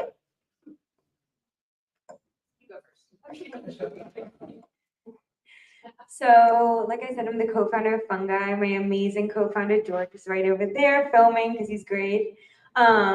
We have a table set up, so come and say hello to us. We sell online, fungi.com. We ship nationwide. Like I said, everything we do is legal. It pairs with cannabis and other products, but we really just want to be the bridge between the psychedelic bubble and the masses. And if you're not here today, I'm speaking 2 more times at NECANN. Come find me. I'm handing out samples. Or come out to California and we'll go hang out at Anima Mundi. Yes, love it. So you can find my products at iriebliss.com. On Instagram, I am Irie Bliss Wellness. And then if you are interested in my bus, I have actually donated it to my 501c3 benevolent charity. So it is not a livery company anymore. It is a bus that is the judge-free transportation zone where we take people on missions to raise the vibration. So if you go, and that often includes dancing and concerts, of course, because I am the high priestess of DJs. So if you find me there, it's the Irie Bliss Bus. And then if you're interested in my nonprofit work, again, that's Green Network Providers.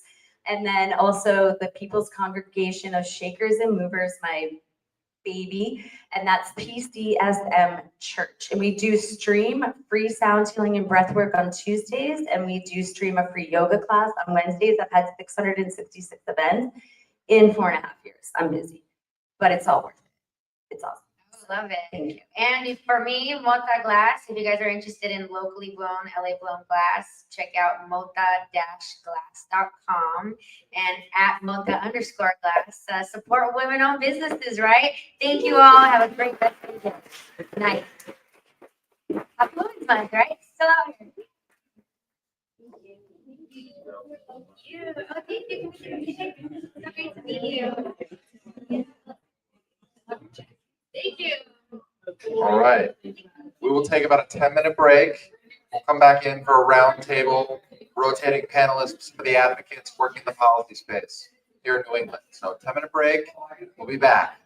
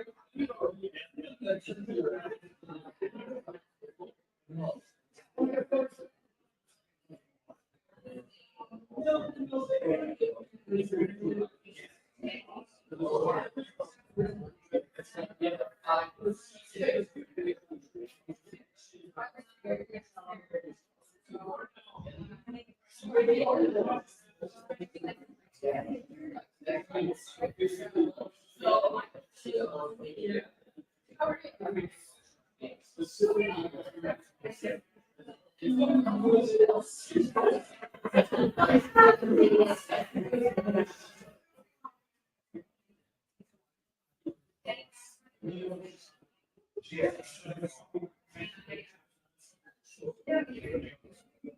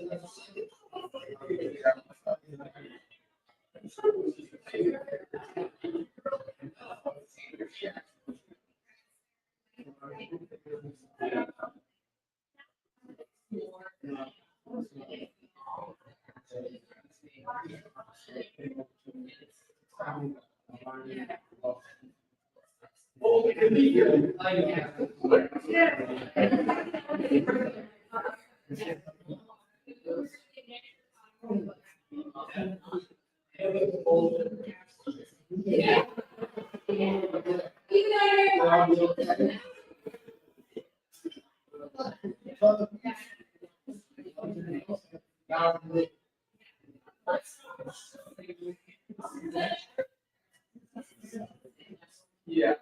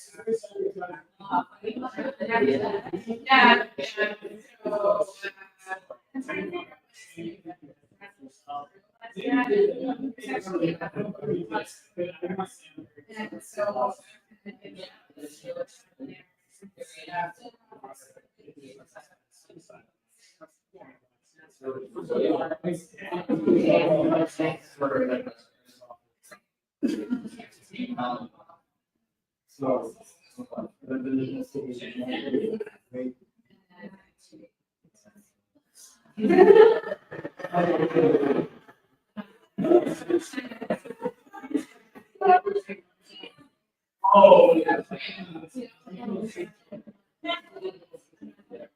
So, yeah.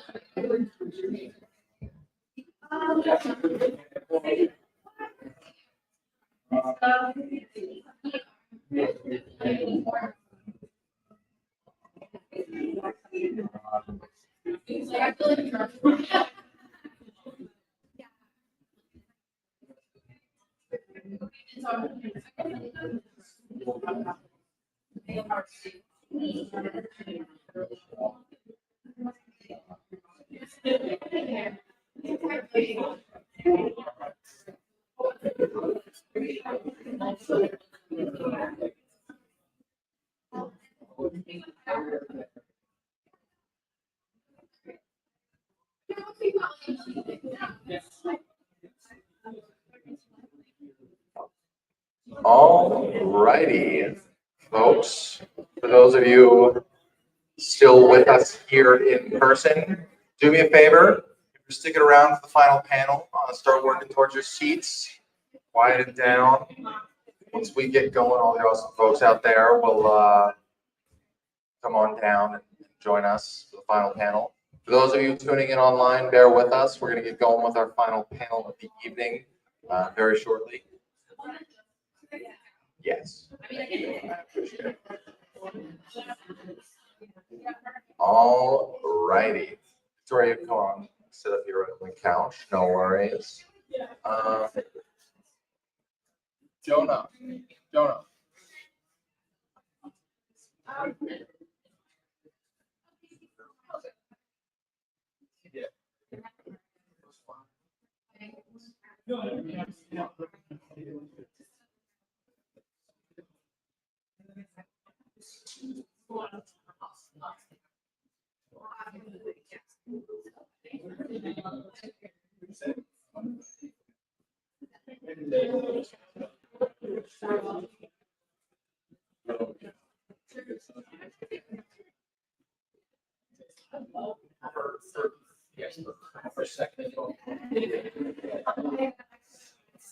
All right. So we're going to get into it. For those of you still tuning in online, welcome back. We're going to jump right into the Northeast Psychedelic Policy Roundup portion of the evening. We're going to do something a little bit different in that I'm going to sit over here, but we're going to do something a little bit different that we're going to be doing like, we're going to be doing like a 10-minute or less flash interviews with some of the leading advocates and policy minds in various states across New England. I'm going to take a seat. We're going to get started. Yep, there's a mic there. It might be turned on, probably.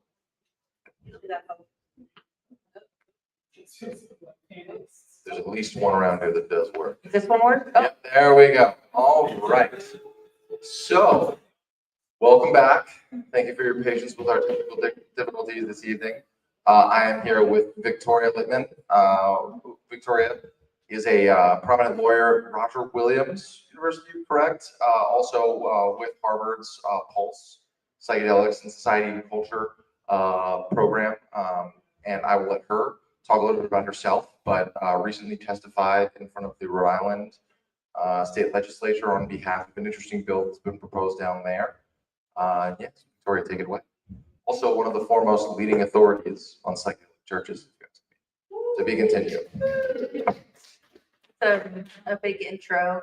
I'm a law professor and a lawyer doing nonprofit stuff. So I'm wishing the woman who was just here was in the room so we could talk nonprofits. Yeah, I guess I'll talk about the Rhode Island bill. Yeah, Start with give us that. like a little bit of a breakdown. What would it do? What are the odds? All right, so Rhode Island's bill would be really, really, really groundbreaking because one, it would be the first statewide psychedelic reform to have passed through a legislature. And two, it would have this like decriminalization, social sharing model without a regulated model, which we have not seen either of those things, right? In Oregon, we have this psilocybin services on-site consumption model passed by the voters' ballot proposal. In Colorado, we also passed by the voters, have this sort of dual program where we have the decriminalization social sharing side, but also the regulated side, right? So if Rhode Island did pass, it would be breaking two, glass ceilings, mushroom ceilings, whatever. Yeah. So that would be very exciting. I can't say for sure, right? You don't know. Right now, we're trying to figure out getting a senator to introduce the companion bill. It did the same bill in Rhode Island did pass our House, like the full House 2 years ago. So it's not an impossibility. If there's something I have learned from being involved in the drug world for, I don't know, over a decade, is that this stuff takes time. It takes so much time. And it takes a lot. And even like a small state like Rhode Island, right? Like we have the ability, I think the reason why the legislature could work in Rhode Island as opposed to the voter approach is because it's cheaper and the legislature is so small. Like, for example, one of the people that sponsored the bill is one of my law students, right? Who's a lawmaker. Right? Everyone knows each other. It's like a know a person culture, which is really awesome. And it means you can get stuff done. And Rhode Island does have some really progressive experimental policies. We actually are the only state that has passed a statewide law legalizing on-site consumption sites like harm reduction. Yeah. So I think, is it possible that it'll pass this year? Yes. Is it probable? I don't know. But I don't know. I'll let you know.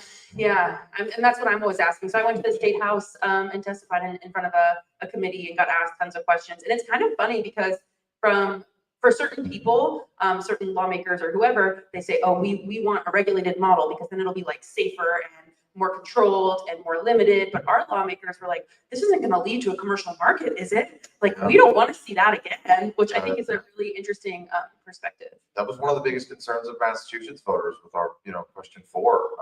And I think it's one of the biggest misconceptions about it. We're not here to talk about that just now. We've talked about that before, and we'll talk about it again. But it is interesting that one of the big concerns from folks who are certainly pro-mushroom in the political sphere is concerns over a commercial market. And I think, one thing that I would recommend checking out is Victoria's new Substack. She's done some really interesting writing on what retail psychedelics might look like in the future, and makes a pretty interesting case for why eventually that regulated market might be worth it for safe supply purposes, something I think we can all get behind. Now, remind me, so the Rhode Island bill, it's psilocybin only, correct? So Yeah, as opposed to Colorado, Massachusetts even here with a number of different substances. Some have argued that the expansive list of substances comparative to just psilocybin is, one of the reasons why Massachusetts question 4 wasn't as popular. But train of thought. So lay out exactly what the psilocybin parameters. Is there a personal possession limit in this bill that's explicitly listed? Or does home grow factor in? That's what I'm curious. Yes, you can cultivate and possess and share. And I'm almost positive it's 28 grams of psilocybin. So pure psilocybin or dried mushrooms? That's the question. That would be the question that people would debate if it passed, right? Yeah, exactly, right.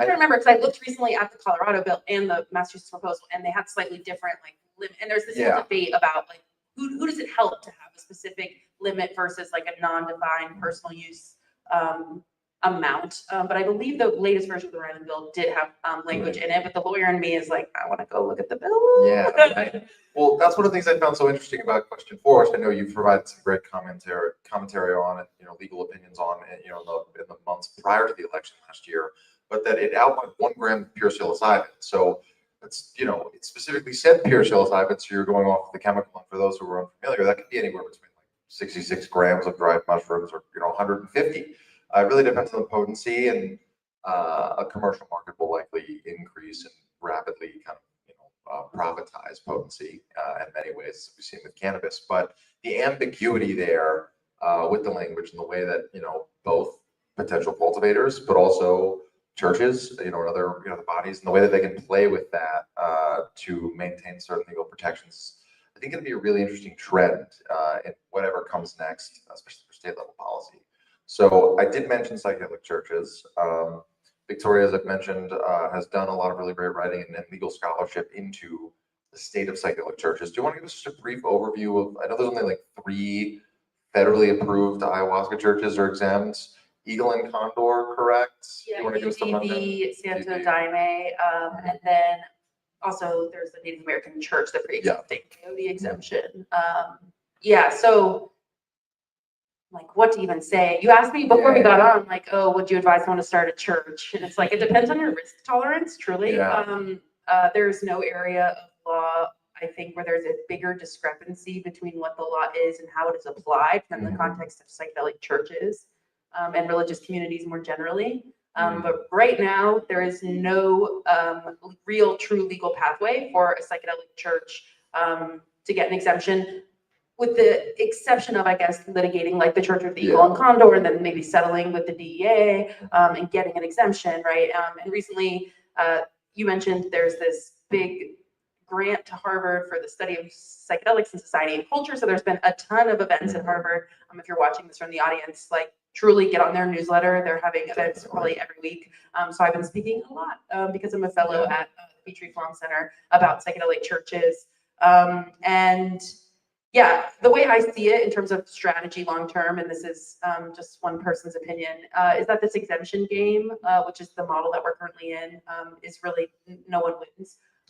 We're fighting for these exemptions. We're trying to prove to the government, the DEA, that we're sincerely religious. They don't want to decide that question anyway. They're not answering, so that's why people sue the DEA, right? But then even if you get an exemption, as you mentioned, it's only been ayahuasca churches, and you're still being strictly regulated by the DEA. And I don't think that's what we should be aiming for. So I've maybe it's just, I've been saying, like, paying attention to the federal government crumbling. But truly, I really think state reform is the way, and state reform like Colorado, that makes it legal under state law for religious and non-religious activity to flourish without anyone having to prove to the government that you are a sincere church. We actually don't want the government in the business of deciding that. But like I said, there's a huge distance between what the law is, which is if you don't have an exemption, you're not legal, and how it's applied, which is that the government is really not going after churches. But when the scholarship that you mentioned, I think that leaves a situation that could be unsafe for people that are going to these churches. I always say psychedelics are not inherently harmful, but people do get hurt because people are harmful. And we can make it safer. Agreed. Yeah, no. And Victoria, just so everybody knows, has done some really fascinating work in cannabis law and taxation. I sat in on a presentation she gave at the Parabola Center annual conference last year that I wrote an article about, that I described as like one of the only people I've ever seen make tax law interesting. She got like multiple standing ovations during this talk for a talk on cannabis law and taxation. So to that point, you talked about risk tolerance in psychedelic churches. One of the things I find most interesting from some of the lawyers that I've spoken to is that with a lot of the cuts that we're seeing at the federal level, particularly when it comes to the IRS, we're not seeing any cuts in the DEA. Just, I think we're all pretty clear. It's, talk about efficiency, $30 billion oversight to do what at this point? Criminalize people? I'm not going to get on my soapbox, but there's obviously a lot of conversations surrounding how our taxpayer dollars, how our government in general can be more efficient.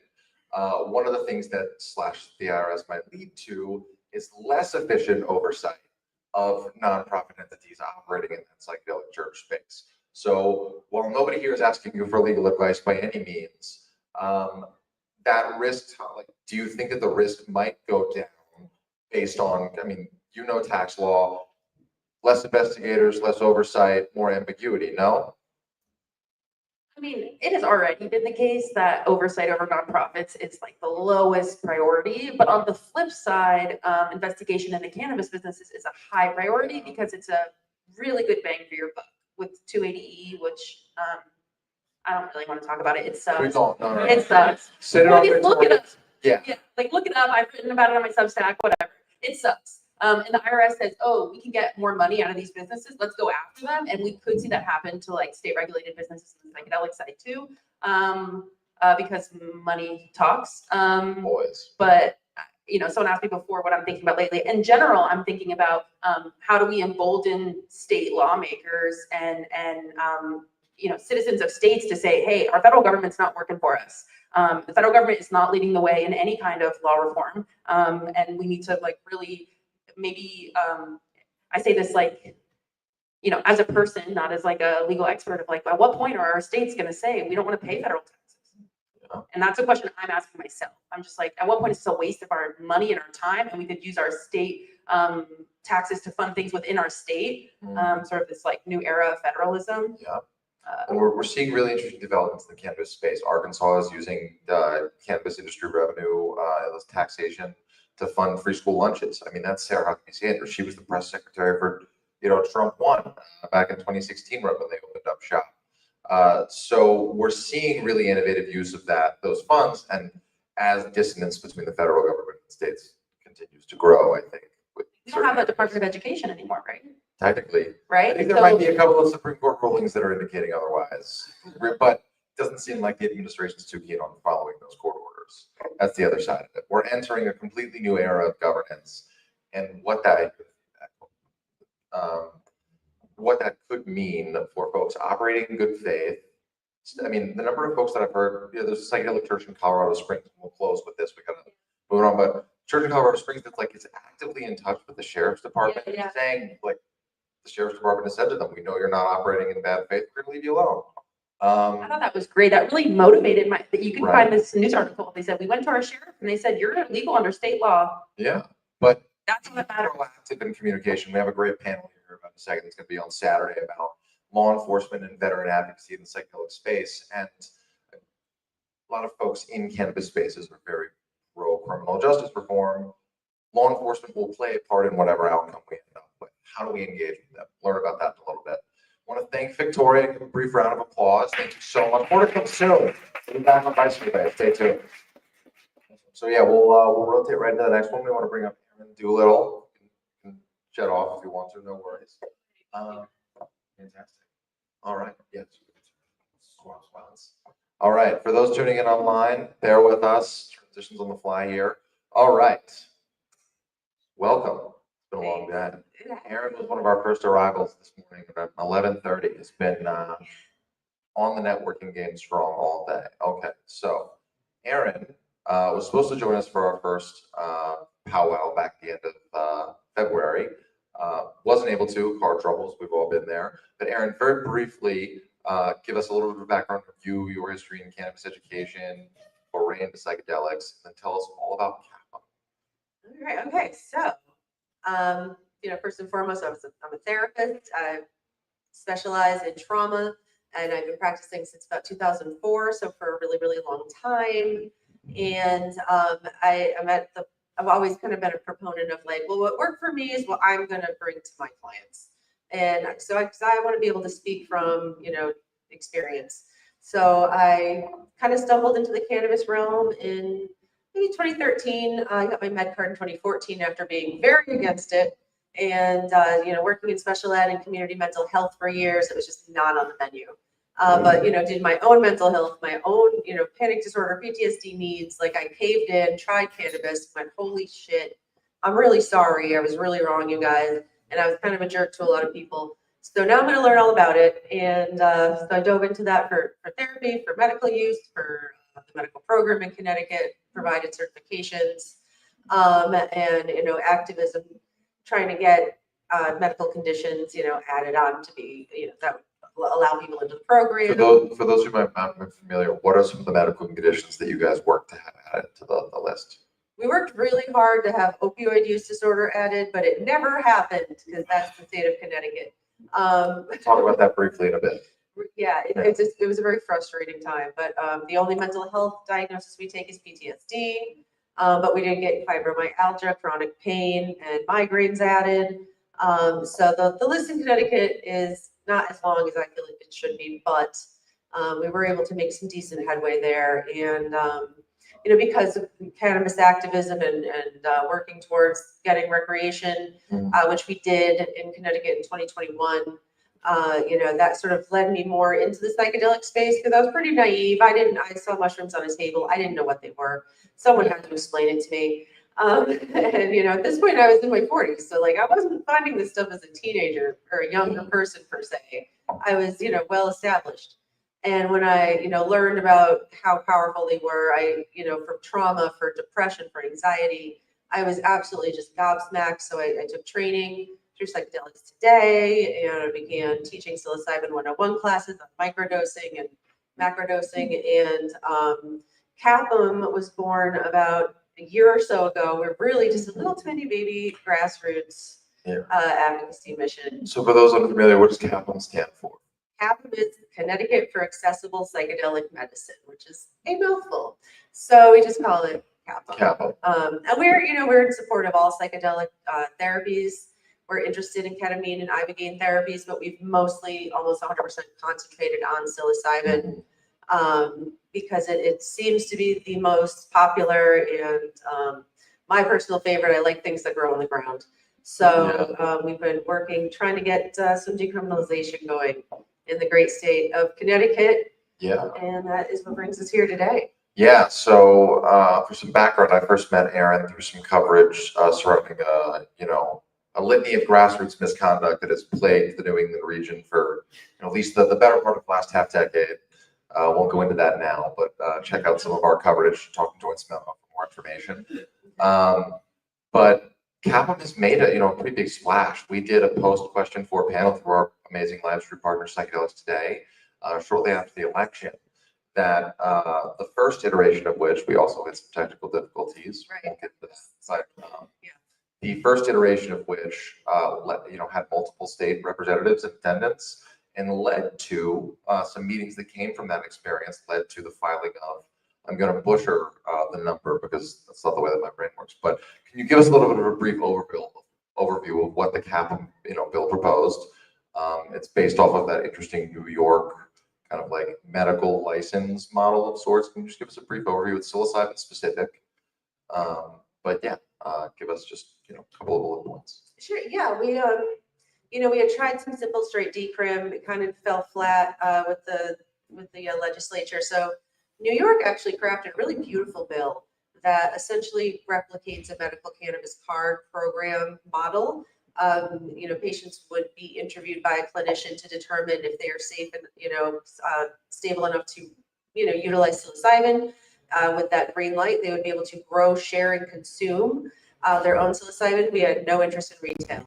So we really thought that maybe the state would be a little more interested in it's a very supportive model. It provides education for the patients and for the clinicians who want to work with it. So we thought it was a great bill, but the state doesn't seem to have any interest in it at all. We are short on time, and we'll wrap with this. But one thing I want to note, we'll have the Connecticut folks back in months to come for sure. But William Tong, the Attorney General of Connecticut, undercovered story is that William Tong most recently gave the keynote speech at this year's Smart Approaches to Marijuana annual conference. For those who are seeing some nodding faces, folks who know that despite the name, SAM, as it is known as an acronym, is not a cannabis-friendly organization. They're quite creme de la creepy when it comes to the prohibitionist arm, if you will. And their leader, Kevin Sabet, seems to be quite like this, pretty tight with William Tong. And I think when an electorate and a state legislature has clearly indicated that they're in favor of drug policy reform, and yet the Attorney General is flying down to Washington with the prohibitionist fat cats. I think that's a story that we should be talking about a little bit more. And I applaud CAPM and Aaron and Victor Costanza, CAPM founder, who wasn't able to make it tonight, for the work that they're doing in advancing the conversation in the face of blatant government censorship and prohibition. So thank you. We'll keep it moving. Aaron, you can exit stage left, and we'll bring the Massachusetts Coalition up to join us to talk a little bit about their successes in recent months.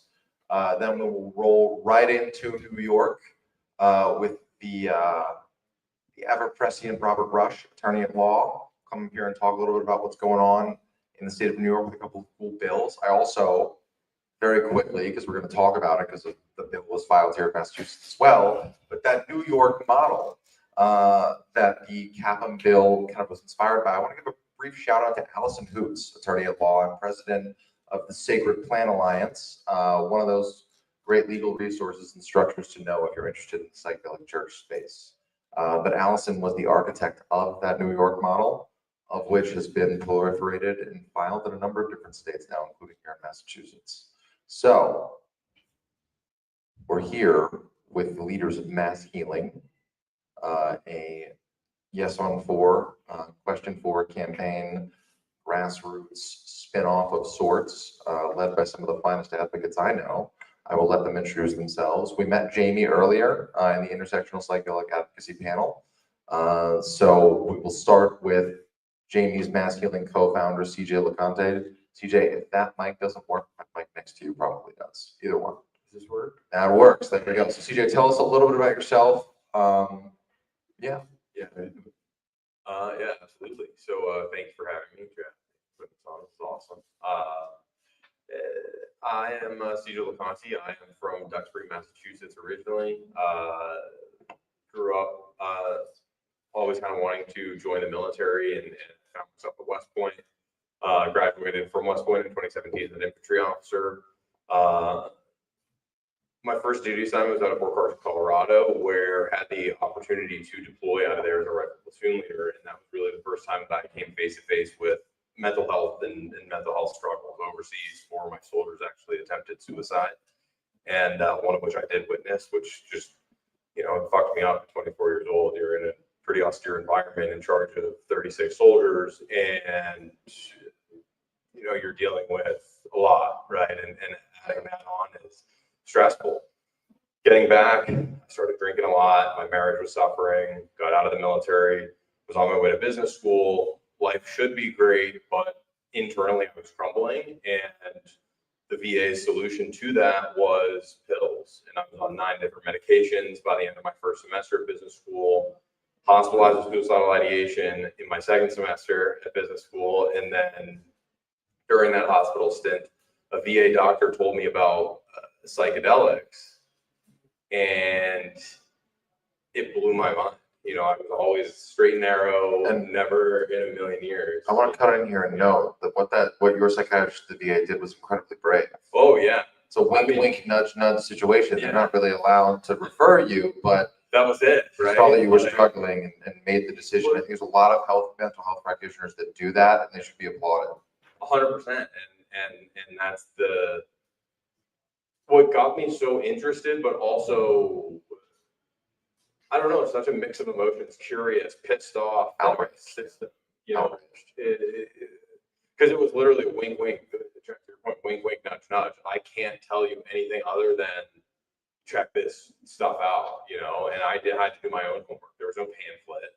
I had an experience in my apartment with my wife, who was an ICU nurse, who got me for the first time. And I credit him with saving my life, because 7 days after that, another former soldier of mine killed himself. And I was like, are you fucking kidding? Like, this is absurd. I also want to know, just very quickly, plug for our good friends with Fungi. Kana and Fungi's products actually were the first exposure to psychedelics you'd ever had, right, CJ? Yeah. Just in I've always, known about psychedelics in environments like more recreational and just Fungi was always around. Yeah, It was right unbelievable. And it provided something that so post question 4, you guys have now teamed up. We'll move on down to Graham for a brief overview of his backstory. Graham has a really interesting story about his first Amanita muscaria experience that we might not have time to get into today, but it's worth asking him about for sure. So Graham, can you give us there were 12, for those who aren't familiar, there were 12 different bills related to psychedelics filed here in the state of Massachusetts in January. Mass Healing, correct me if I'm wrong, was directly involved with 7 of those. Can you give us a brief overview? I know some were duplicates, but can you give us a brief overview of what some of those bills were and what you think of them? So everybody up on this panel worked hard to make sure that we have a great menu of psychedelic bills in the Massachusetts legislature this session. pretty much everything under the sun is represented except the most expansive decrim, but we have the New York permit model that Aaron shared with you all. We have a decriminalization, including of growing, for veterans and law enforcement, and also qualifying medical patients. We have 3 different pilot study bills, and we have a task force bill introduced to get experts together and make recommendations, including for full legalization. We have a bill that pertains to just studying drugs in general, and it's specifically synthetic drugs, yeah. including MDMA and ketamine out on the street. We both think that'll be an interesting one because the public health data that it could yield could actually benefit psychedelics users. Yeah, Theoretically. Jack's pointing out an important part of that bill, which is it will examine the public health impact of these synthetics and could potentially, depending on what the data said, lend support to something like a decriminalization of LSD. I'm trying to think if there's anything else. Oh, and I'm sorry. There were some by request bills that actually do decriminalize just simple possession for everyone in the state. So there's that in the mix as well. By request is like filing on behalf of a constituent. In Massachusetts, constituents have a right essentially to file legislation themselves. They can ask their legislator, and their legislator has to file it on their behalf. So we had 2 bills done that way as well. And then in addition, we had a lawmaker introduce a bill that actually decriminalizes possession of all drugs, but not manufacturing or distribution. So that's the rundown. Really quickly, who I am. I'm Graham Moore. I'm an obsessive compulsive disorder patient. Psilocybin really helped me. I've also been a caregiver for 2 loved ones with severe suicidal depression, including one who died by suicide. Psilocybin's helped my loved ones as well. And I was the lead educator for the Psychedelics Biometric campaign last year, and now happy to support CJ and Jamie with their awesome nonprofit. Yeah. For those, just backstory, Graham and I first met at the first article that I was ever paid to write was a forging event in the pouring rain last fall. I guess 2 falls ago now. It's fall 2023. Time flies. And just I joke, but in walking encyclopedia of psychedelic research, this one, he's going to tell you over and over it's not. He's going to fire off 7 studies from a German university from 1987, something like that. It's just really a leading voice bridging the gap and the mental health patient advocacy angle of this and where folks stand. It's really important and worth keeping an eye on. In the interest of time, we're going to jump to Jamie. I want to call back to our intersectional psychedelic advocacy panel because there's a part of Jamie's story that really speaks to me as somebody who is from a family who moved heaven and earth to give my brothers and I access to the very best medical care. Jamie's family has a pretty interesting origin story that brought her to the advocacy space. So can you talk a little bit about Pan's Panda and how this autoimmune disorder, neuroinflammatory disorder, brought you to the forefront of this conversation? Yeah, so I have 4 kids who were diagnosed with PANS, which stands for Pediatric Acquired Neuropsychiatric Syndrome. And that can be brought on by, there's a genetic component, obviously, but basically infectious diseases, Lyme, strep, COVID, can trigger this, as well as environmental things like mold. Mold toxicity played a huge role, which disrupts the immune system, the nervous system. So it's basically a horrific condition, extreme neuroinflammation, sometimes autoimmune encephalitis. I think what a lot of people don't know and what is starting to come to the forefront of some conversations, and there's a lot of research, or there was before the NIH started pausing studies, but there's a lot of mental health issues are actually caused by neuroinflammation and infection. So anyway, I was just the mom of normal, happy, healthy kids who very, very quickly started showing some serious mental health issues, like very extreme OCD, which is what Graham and I first bonded around when I heard the story of how psychedelics helped with him. hallucinations, motor and verbal tics, loss of math skills, just, really, really extreme mental health issues, and just struggled for years with the traditional healthcare system and the, mental health care system to find relief for my kids. And at a very young age, they were put on pharmaceuticals with horrific side effects. And You tried all of the options. we tried all, we did therapy, we tried every pharmaceutical under the sun, and nothing really helped because, there's about a third of people who are treatment resistant to, with depression and other things. So that's how I started. I just was not gonna stop. It was the fear of suicide for my oldest child who had, very, very severe depression. Led us to try ketamine, which we could only afford through a medical treatment grant for Lyme disease. But I just started digging and looking for other options. And that's how I came back to psychedelics. I think I was open. I used them recreationally when I was young. And I think that helped me be more open when I started reading all the fascinating clinical research and hearing all these stories. And I just got curious. And that's how I stumbled into a life of advocacy, just knowing that these medicines can heal. Obviously we hear a lot about the mental health issues, and that's, what interests me, but also autoimmune issues, chronic pain, neurological disorders. There's so much healing in so many different areas for people's minds and bodies.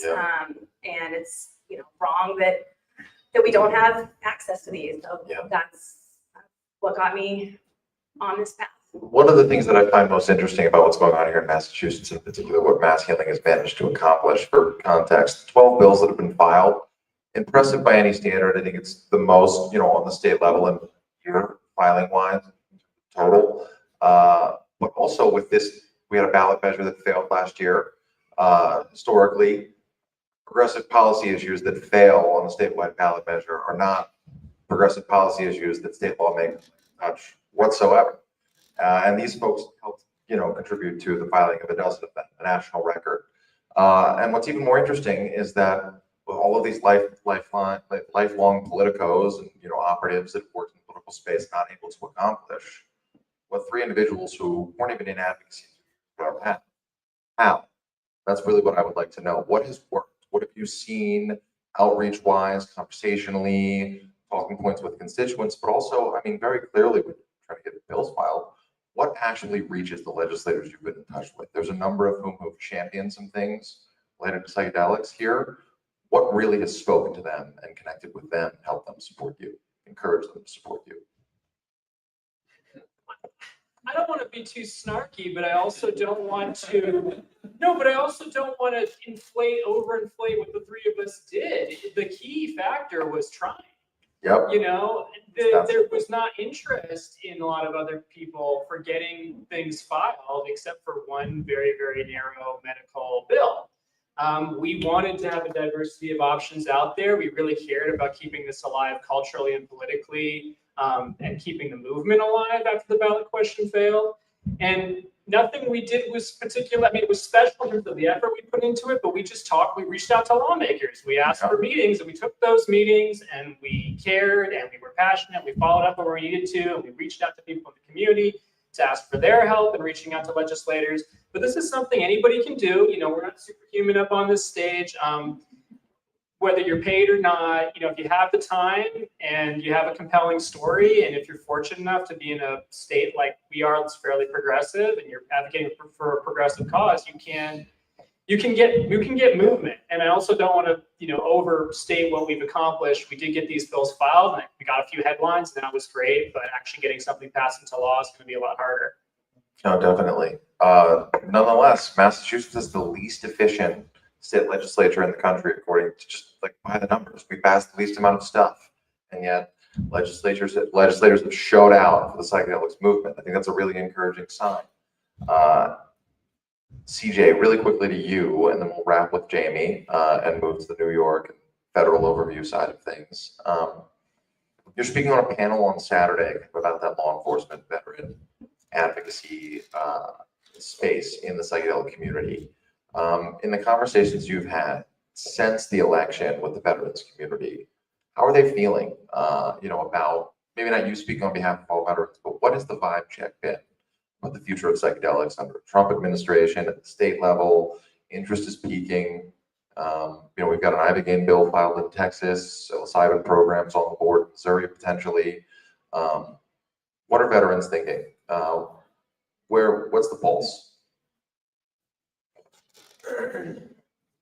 Loaded question, do your best. No, I mean, it's exciting. I mean, it feels palpable. It literally is. It feels like something is brewing. It's exciting when I have friends getting out of the military and they're like, "Dude, you know something about psychedelics, right?" I'm like, "Yeah, dude." And I'm being able to point them in the right direction and give them the tools that I wish I had upon my transition out of the military. With this new administration, I think that there are still a lot of question marks. I think anytime that you have someone like RFK tweeting about or talking about psychedelics in any way, shape, or form, that's a good thing. I mean, being in grad school right now and talking to professors about psychedelic policy and talking to other veterans at these places about psychedelics and just thinking about how a professor had to make 10 years ago this was unimaginable to be having this type of conversation here and just the energy feels like there's something. There's a shift. There's been a big shift in cultural acceptance. I think, can't remember exactly where the study was, but one study from a reputable science journal found 91% of respondents that were Democrats supported increased access to psychedelics and 86% of Republicans from like a mental health care alternatives. But one of the things that I'm hearing often in the cannabis advocacy space is that the psychedelics community is gaining significantly more momentum, bipartisan-wise, both on the state and the federal level. Closing thoughts from any of you about how folks can be involved. Anybody here in Massachusetts, how can they find your information? Should they come talk to you after? What can they do to stoke interest in the bills you've got filed? Definitely come talk to us after. You can visit our website, masshealing.org. We're on Instagram and Facebook as well. Yeah. Just getting started, so not super active there yet, but Takes a village. yeah, it just takes a village. Speaking of, That's what we're trying to do. very quickly, do you want to tell us, like, very quickly, what people should know or stay tuned about this Northeast Psychedelic Advocacy Alliance? Yes. Also working on that. I felt like it was really important after the failure of this ballot question. Activists and advocates all in other states really wanted to know what happened, and it was important to all of us to let them know, what really happened. The official narrative is a little different, obviously. So just felt like it was important for those of us, regardless of what state we're in, who were working on change, like, let's be connected. Let's talk about what's happening in our state, the good, the bad, the ugly. Let's come together and share resources, give each other support, help educate each other, help each other out, just build a village across the Northeast. And trying to do that in Massachusetts as well. Yeah. Mass Healing, just get people connected, get them involved. Amazing. Make some cool shit happen. Fantastic. Well, Mass Healing is one of our community partners. They will have a lot of their information on site moving forward. CAPM as well as any number of the other advocacy groups you'll see on our signage for this event and future events. So I want to thank Mass Healing again. Everybody give them a round of applause. We will transition and bring up Robert Rush, attorney at law, for a brief overview of the latest policy developments in New York. And then we will be joined by Students for Sensible Drug Policy Executive Director Kat Murdy to very briefly discuss the latest on the federal level when it comes to psychedelics, some of the DEA shenanigans that many of us in this room won't be too surprised to hear about. Robert, thank you for joining us. It's an honor to have you. This is one of the most brilliant legal minds I've ever met. I pride myself on being a hype man, but I really mean that. Yeah, thank you for joining us. So we'll get right into it in the interest of time. You are based in New York. You practiced law in Colorado before. You're familiar with those dynamics, but you're also very involved with one of our community partners, New Yorkers for Mental Health Alternatives. Some of their founders aren't able to be here, but you recently participated in a lobbying day to stoke interest in and talk to legislators about a couple of bills that have been filed. Can you give us a brief overview of the legislative landscape related to psychedelics in New York? Sure. New York's got some really interesting things going on. There's kind of a whole array of sort of, perspectives on, policy and reform. There is a kind of a strict medicalized psilocybin bill that's the Burke bill, it's usually referred to. That's focusing on veterans, first responders, very formalized clinical type of setting. Also establishing a grant to provide access for low-income people and first responders, veterans. Then there's another bill, Lisa Rosenthal's bill, that's a much broader sort of decriminalization type of bill. I think it faces much more challenges because it is much more sort of wide-reaching, comprehensive. And then there's the really interesting one that New York's Mental Health Alternatives has been advocating for a lot, is a bill that would create psychedelic user licenses, which is kind of a new model being put forth where people would take a training course. They would be screened, and then they would understand they would be granted a license that which would allow them to possess and also to cultivate and to purchase from licensed cultivators. And correct me if I'm wrong, those licensed cultivators would be mushroom farmers. We wouldn't be talking about creating some sort of additional commercial market, correct? It would be woven into an existing state market, correct? Yeah, that's my understanding as it currently stands, that they're looking to try to, increase additional opportunities for, agricultural, businesses in the state, so the mushroom cultivators. So rather than, they're not envisioning some sort of like pharmaceutical company sort of. Yeah, or even like dispensaries, even Yeah, if no, moving not into like a even, medical yeah. dispensary. I know that, some folks have been worried about, whether or not mushrooms end up on shelves. I think it is really interesting and an interesting way to win over conservatives when you talk about kind of a, small C investing in the local and state economy by weaving it into agriculture. I also feel much more comfortable with a mushroom farmer growing my mushrooms than I would a pharmaceutical company. I don't know about you guys. Yeah, quite honestly, too, the people who are going to be growing those are going. It's like growing cannabis too. You had people who were into cannabis, who grew cannabis, and they grew some really amazing strains. And then if you corporatize it, lots of times you end up with a bunch of B-grade mids. So kind of the same with I think psilocybin. We're seeing some really people are breeding some really unique mushroom strains. Yeah, there's one double-blind magazine, Mary Carey, senior editor, which is here in the audience, did a really fascinating piece recently on a new, I guess, hybrid strain of psilocybin. Like a new super strain. Another double-blind writer who works in the freelance space, Matha Busby, has written some really great stuff on the arms race, so to speak, potency-wise.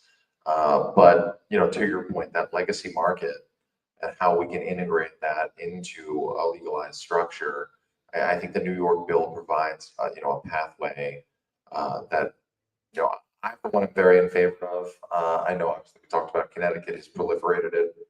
I think that New Mexico thought about filing a bill similar. They've got one that heads the governor's desk soon that has something a little bit different. It's a regulated program, but so this is the third year that this not personal license, but medical license has been filed. What do you think the future of psychedelics in New York holds? I don't know if that's. I think this is the first year for the license bill. Okay. But the other bills, the first bill's been filed for several years, also the Rosenthal bill and such. But notably, this one just got a senator to file a companion bill for the license bill, correct? I believe so. I don't know about the Senate one. I'm thinking of the the other side's bill.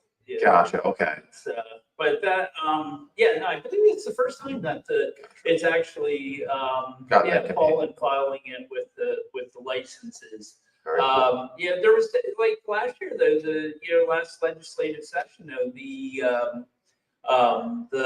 Burke bill, medicalized bill got, I think it was 43 co-sponsors on it, on both sides of the aisle too. So One of the most persistent questions that advocacy groups like yours get is, how soon? oh, God knows. Exactly. Yeah, it's Right. because I mean, quite honestly, it's tough to do it through the legislative route.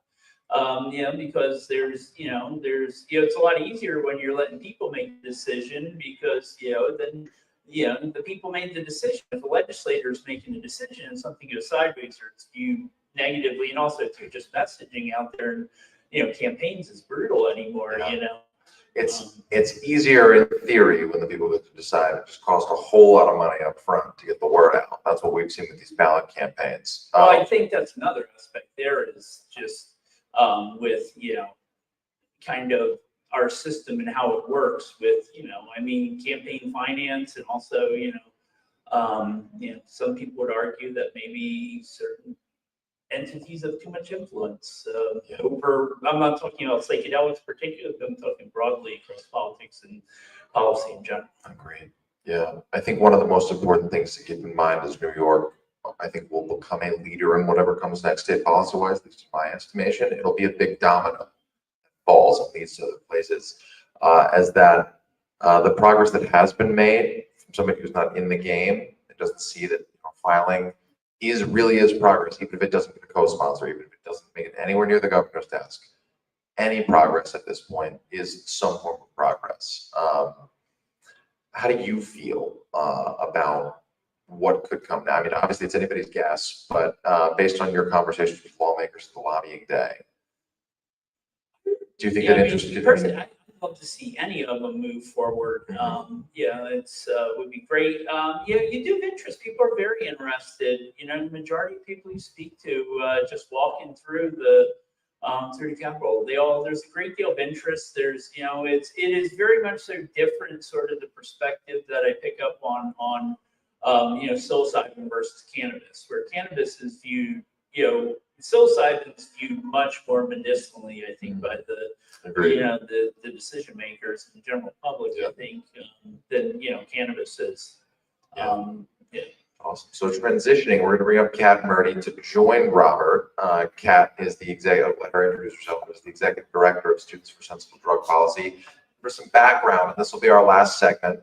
For some background, I was fortunate enough early in November of last year, I guess shortly after the election, to spend some time with Robert and Kat in DC at the DEA headquarters. We took the DEA to court. We did take the DEA to court. I think that might be turned off. You might have to check that. But Kat, if you could give all of us just a brief overview of the DOI-DOC saga and how we ended up in DC together.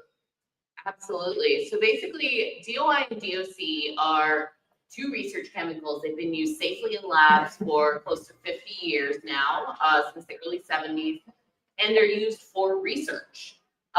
You don't see recreational use. Most people in this room have probably never heard of it, even though these are probably some of the most knowledgeable people when it comes to psychedelics.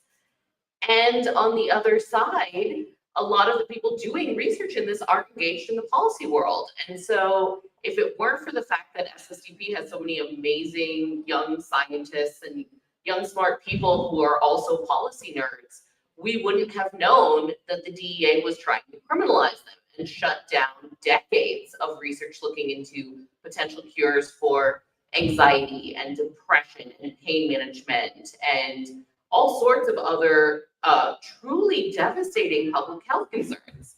But because we did, our science policy committee came together, identified that this was a problem. We filed to stop this, to get a hearing back in 2022 when this first happened. The DEA ended up backing down, and in 2023, I think hoping that we would miss it, again pushed to move DOI and DOC to Schedule 1 of the Controlled Substances Act, essentially shutting down all this research, criminalizing truly promising research and pushing our medical system back into the dark ages. And of course, we did notice because we have young nerds who care about this kind of thing, and pushed for a legal trial. Met Robert that way. He was one of the legal co-counsel who came and fought it out at the DEA with us in November, and had a good chance to hang out with our friend Jack throughout the whole almost 2-week hearing on this.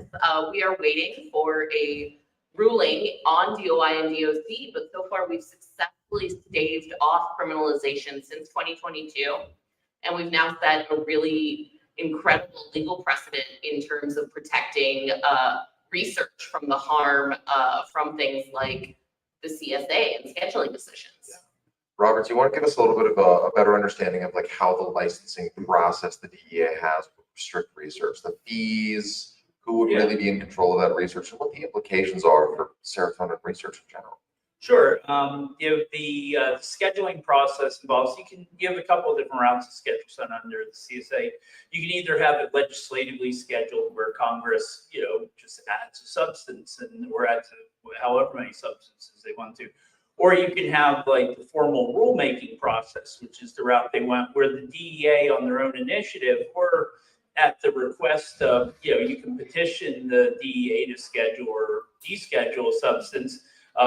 Any interested party can. So anyway, though they publish it in the Federal Register. Not many people are reading Federal Register notices every day, and it shows up there. And then you have 30 days where there's a comment period and to request a hearing if you want one. You get and if they grant you the hearing, then you end up going to the DEA's headquarters into the courtroom and having a really interesting time. For those And ones, I'm sure Robert feels similarly, having been in the field much longer than me, but I've been fighting against the war on drugs since 2007, and there's something deeply, I don't know, it's this weird feeling to be fighting the DEA on their own ground, to literally be going into the DEA every day, going through that system, and then going to argue in their own court. and historically speaking, the hearing process that you guys underwent, that I was fortunate to be able to kind of be in to witness, was the first psychedelic related hearing. There'd been the petition process in 2022 that they withdrew, but this was the first since the MDMA trials, correct? 1986. Yeah. So it's a historic moment that we were even in there, because nothing's gotten that far before. The DEA has never even entertained it. And also, nobody's really tried to go after them in the way that you guys have. It really stood up. It is really surreal. I'll get back to letting you two talk, but for reference, the DEA's courtroom that we were in, it's like this tiny little courtroom on the second floor of their administrative building. Not even in DC proper, it's in Arlington, or I guess technically Springfield. I don't know. It's one of those, yeah. It's in Arlington, but it's so weird because it's public, but there's no way that you would be able to find it. It's not marked. You have to go through levels of security. Kat tells a great story about going and trying to find the place. She lives in the DC area, going and trying to find the courtroom the week before, and nobody who worked in any of the buildings knew where it was. Apparently, they didn't know what At it every was. door they kept telling me that I didn't have an appointment there because there was no DEA courtroom. Yeah, so odd. And then the museum. Robert, you could talk a little about the museum, which we toured afterwards. They have a museum on the first floor that's riddled with misinformation. Oh my God, the museum is, it's really terrifying. It's like, you have a death mask of Pablo Escobar down there.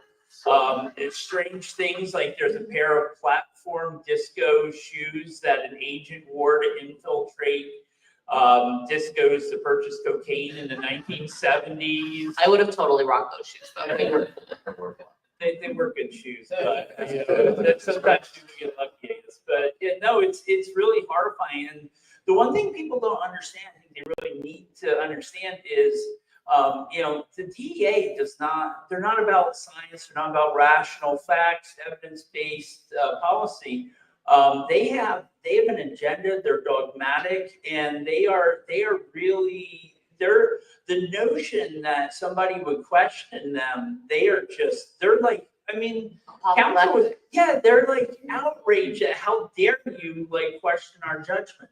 I mean, think about speaking truth to power. these guys can both, they both witnessed it too, but watching the DEA's attorneys turning bright red in the face and screaming and being so angry that, and then watching these young scientists just sit on the stand and smile and just keep repeating facts at them.